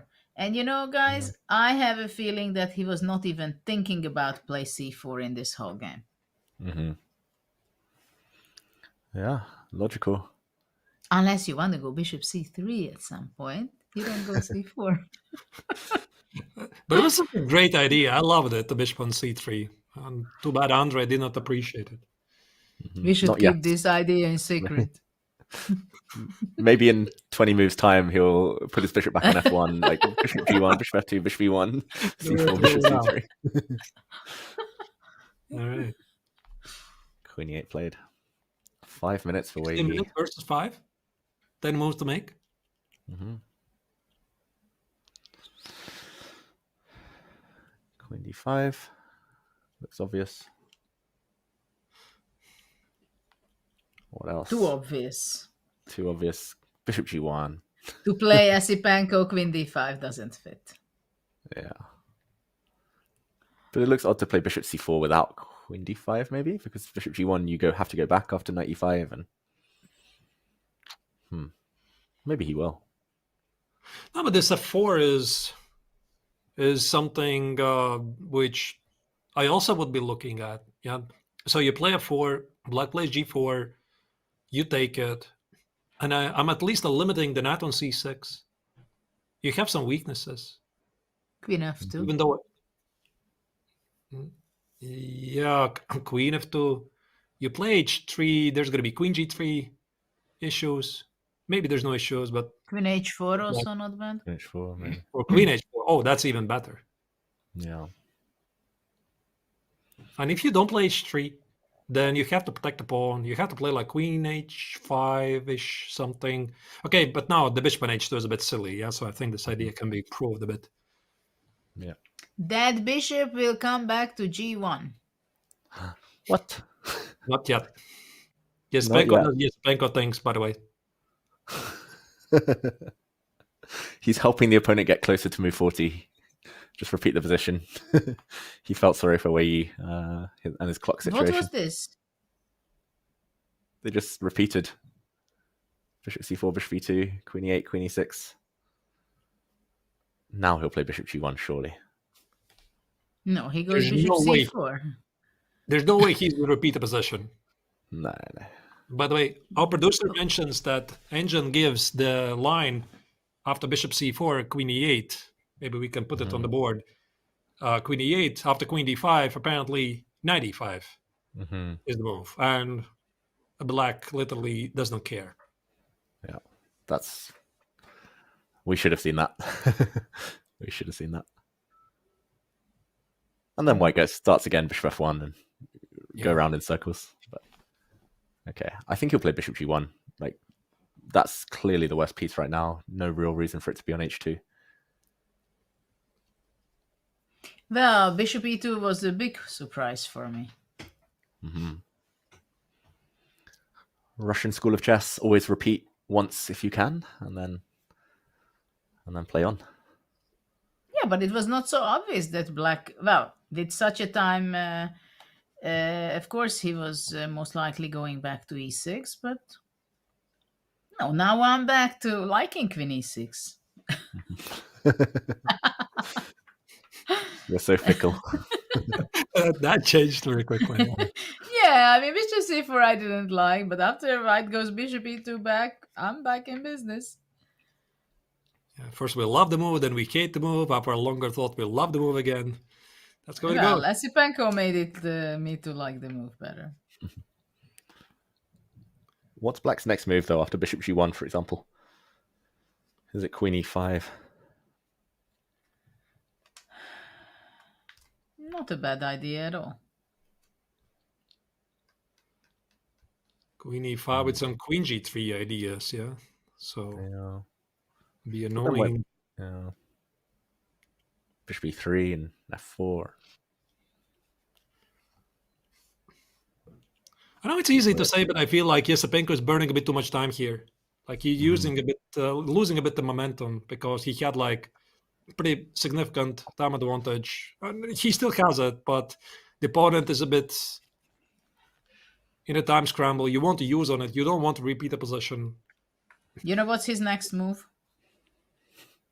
I have no Queen idea. D1. Queen D1. Oh. Ah. To stop G4. To stop G4. I quite like that. Queen E3, Bishop G1. Yeah. Just to show. E5? How do we continue? Maybe go back. Don't be impatient, please. Bishop F2. What did he do? He played Bishop G1. Bishop G1. Well, that was too natural. He's setting up Queen D1 next move. No, but F4 is gone already with the support. What was the problem with Bishop F2 and then F4? I mean, that visually looks a bit more sensible because the pawn on H4 is under attack. In this line? Or No. Like whatever black does after bishop g1. Uh-huh. I don't know what black could make some random move, which is I have no idea what it is, like king d7 or something. I don't know. And now bishop f2. Yeah. I want to play f4. Is this even a threat? Because again, after g4, I don't know. It's a threat or not? It's the same, more or less. Maybe I come to e5. Just. Yeah, but now I play f4. Oh yeah, maybe you still do. No. Endgame apparently is perfectly safe, yeah? Queen f4. No, there are some tricks also, gf4 and knight b4 after bishop h4, I think. Ooh. Oh my goodness. Maybe it's not working bishop d1, but... But then the knight gets around. Okay, and then white's probably not playing for a win anymore.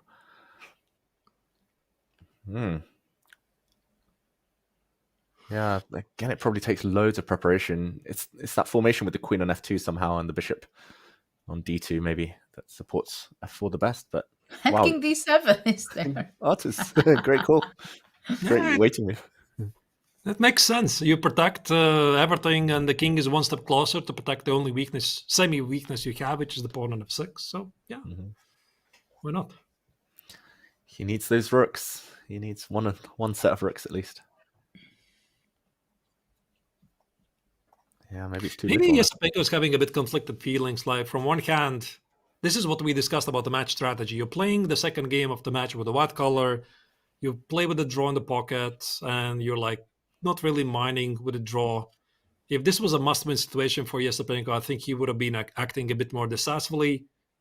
And here he feels like maybe he's not even an underdog. I mean, why would he be an underdog in the tiebreaks? Yeah, because he has been faring really well so far in this tournament. So that's why he doesn't really feel that there's a lot of stress for him to perform. Like he has to win at all costs. Bishop e3. This is his 26th game of the tournament, Esipenko. He's played quite a lot of tiebreaks. Yakubboev, in the meantime, only played, I think today was his 14th game. So that's a big difference. Yeah, he's in the rhythm. He's beaten some big players in the tiebreaks like Vincent Keimer. Feeling confident. All right. Okay. f4 still not a threat though because of g4 to block. But maybe bishop c4 can be a threat first, and after that.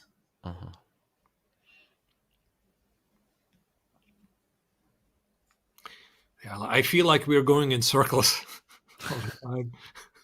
No. Why do you say that, Arthur? It's a clear path. Just don't check the path of this bishop. Yeah. It's going to make an artwork on the... This bishop started on c1. It went to f4 in the opening. Then it took something on g5. Then it went back to e3. Then it went back to f2. Then it should have maybe gone to e1. Then it went round. Then g1. Then back. Yeah. Can we still make it to c3? Or that's it? It's a lost cause? No. We should always keep that in mind, that it's an option. Yeah. Bishop f1, queen f2, bishop d2. Perfect scenario. Threaten f4, then maybe c. Yeah. It only takes like 5 tempi. I think he can do it. Well, it's all about confusing Wei. But in the meantime, Wei has only 2 minutes and 30 seconds on the clock. Do you think he feels any stress?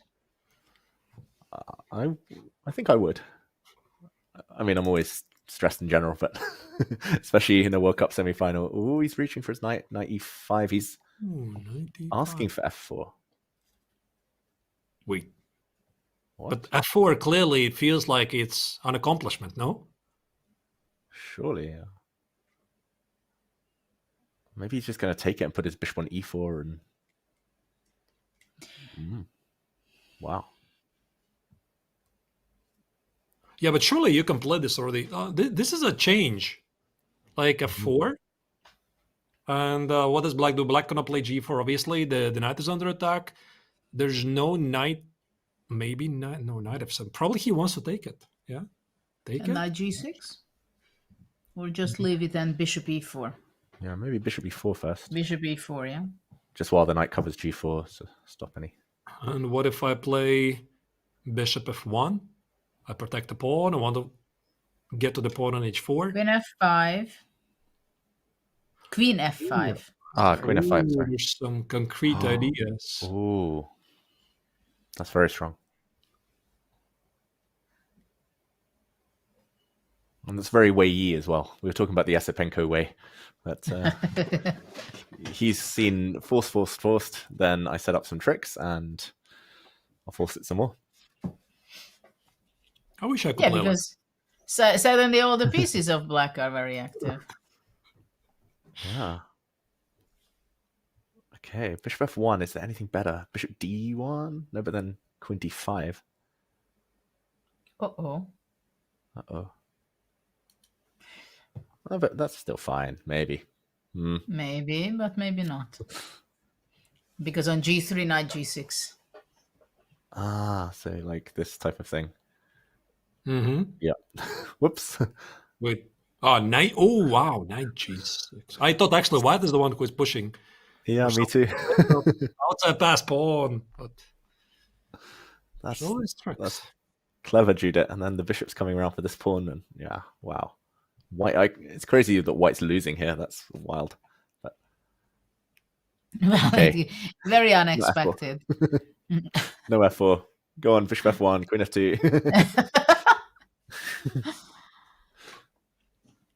Start the process again. But maybe black just puts in knight on g6 now. I mean, literally, white has set up the best possible moment to play f4. And if you don't play f4, what else do you do? Okay, you can do Esipenko things, but black is just going to sit and do nothing. Yeah. Maybe black can play like knight g6, queen e5, knight f4, just kind of totally close the dark squares, depending on what white does. Yeah, but then again, I have this bishop c4 always incoming. Yeah.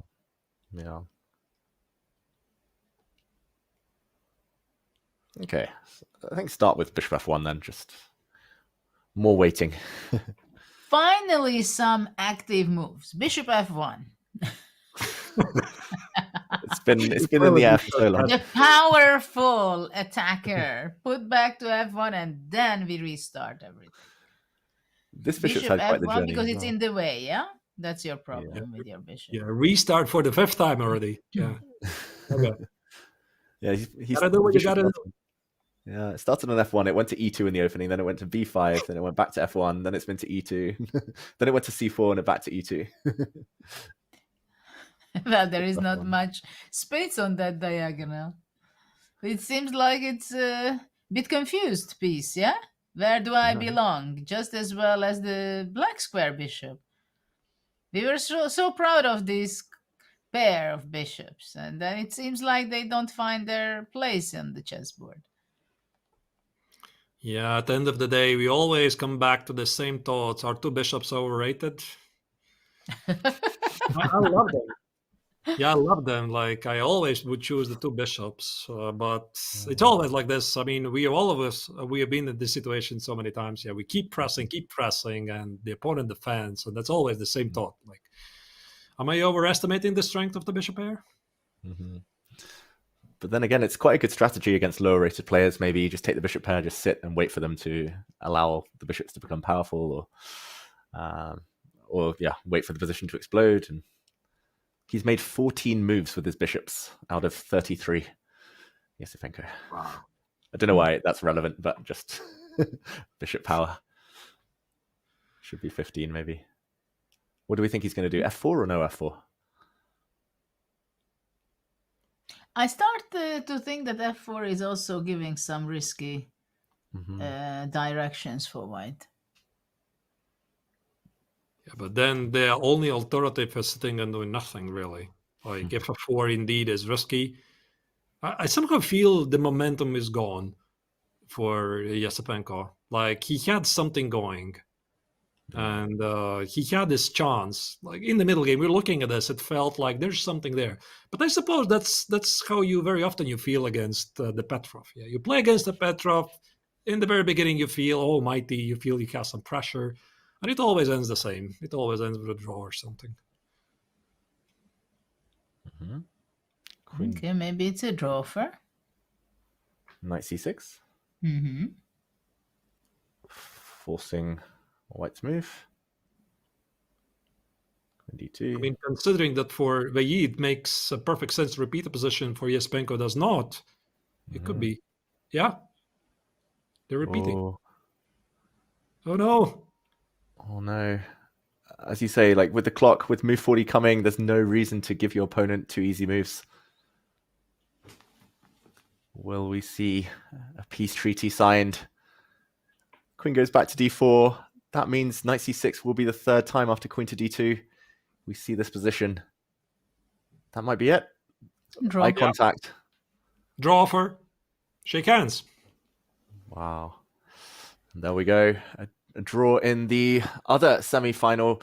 We're set for tiebreaks in both of them tomorrow, with candidate spots still on the line. It feels like Esipenko's had chances, small chances, in both of their classical games. He's been the one on top, but ultimately Weyi, great, very patient defense. Indeed. It felt like, yeah, he was asking a lot of questions, and I feel at some point he just settled out to a draw. And you can see he's still in a very positive spirits. Andre is smiling and probably feels there was not much he could have done. And by the way, one thing I really enjoyed, Judith, is that no matter, yeah, they're about to what they're discussing is the game, and they're picking the colors for the tiebreak. And I think we saw, Judith, that Vayi chose the black color. Was it? I don't know, but it seemed like he didn't care at all. This is the impression I had, like they are discussing the game and the arbiter is there, that we have to do here something. Looked at it for a fraction of a second. Don't bother me. I'm analyzing now. Didn't you have the same impression? Actually, it's quite amazing that in this tournament there's no analysis room. Like, I was surprised when I finished my first game. I wanted to analyze the game with my opponent, but there's no analysis room. Apparently, in the FIDE World Cup, the players don't really communicate with each other, because who knows? What if you spill some secrets about your prep or something, and everybody is on their own? I once did this in the World Cup. I went to tiebreaks and we had to draw colors immediately afterwards, but I wasn't really focused because I was thinking about the game. And I went back to my room, prepared the first one, and I thought I was white in the second game. Of course, I was white in the first game, and I don't know, somehow it just threw me off. So it will matter, but I think Weiyi's just mostly relieved to have survived the classical games, and that leaves us everything being decided tomorrow. We'll see two candidates confirmed after tomorrow's tiebreaks. And here we see the tournament bracket. The semi-finals have reached the tiebreak phase. Both of the games in classical section are finished in draws, hard-fought draws. Players are not really taking risks at this stage. Earlier today we saw Sindarov against Yakubboev finished in a rather uneventful draw. The players were not really risking it all. Esipenko against Vayi, we just saw concluding. This was the Petrov game where Andre was the one asking some questions, and ultimately he had to accept the position. Isipenko and Black was able to hold to a draw. So if I would have to ask your prediction, guys, for the tiebreaks, who you favor tomorrow? I favor fun and exciting chess. This is what I can tell you. I don't know. It's going to be a lot about nerves. I think primary it's nerves that will decide this match, and I also have to sleep on that. Maybe I will have a better feeling of it before the start of the match tomorrow for the guys, but tension is escalating really high, I think, because tomorrow there is no pushing further. We are going to know 2 fix qualifiers already for sure. I have a feeling, my one prediction is that we won't see the 4 knights with bishop b5 tomorrow, unless someone is happy with the draw with white. I think actually Sindarov may be a small favorite just because he's higher rated in rapid. He's played more tiebreaks this World Cup so far. Yakubboev's only played 1. And I would say Weyi, Esipenko, that's almost 50-50. Yeah, I think Sindarov is maybe the one I would suggest as the favorite, but not with much confidence. Yeah, I'm also leaning towards Sindarov. He might be a favorite, but in the tiebreaks. But of course, we'll see. As for the Yi against the Esipenko, it's very, very hard to predict. So yeah, probably like 50-50. But let's check what are the starting times of the broadcast tomorrow, because all over the world, obviously, the times are a bit different here, not here, but there in India. As you can see, it starts at 3 p.m. Indian time, and if you are from Europe, for you and for us where I'm from, it's a bit earlier in the morning. And also for Australians, the time is a bit manageable. Sorry for Northern Americans, I know it's awful. Los Angeles, 1:30 a.m. But if you're big fans of chess, you can still wake up and get to see this action unfolding live.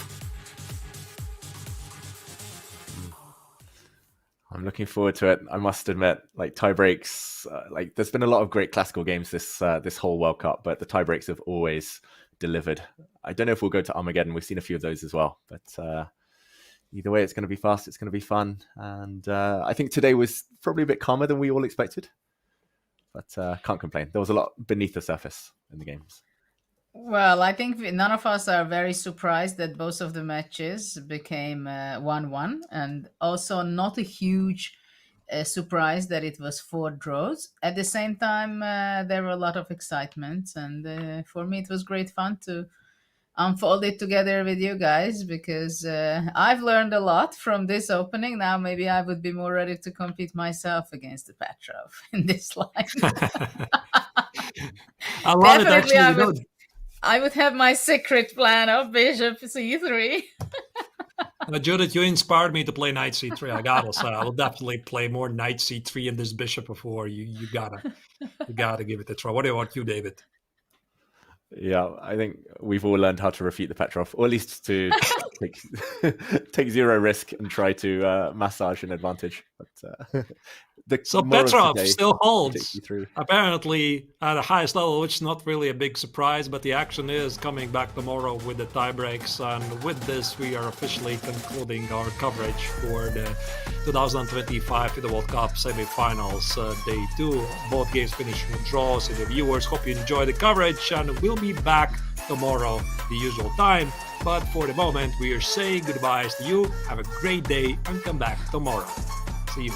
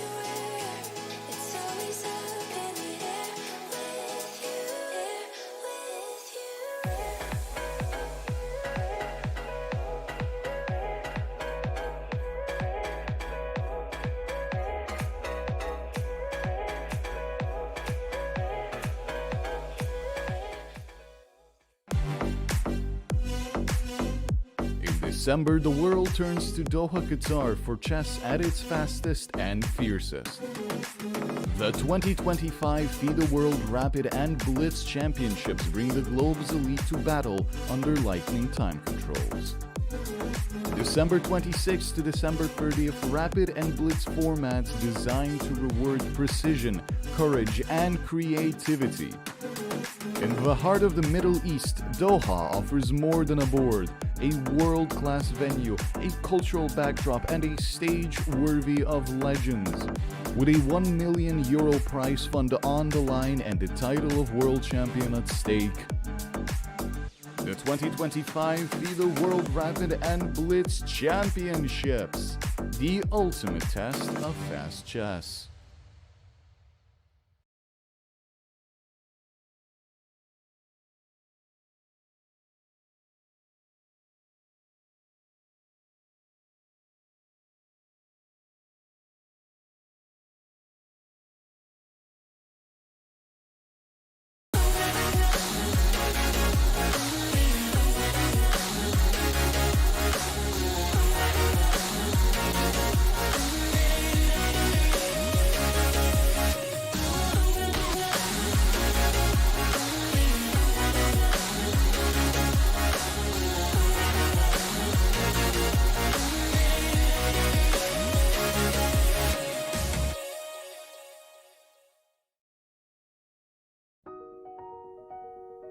Welcome to the FIDE Online Chess Museum.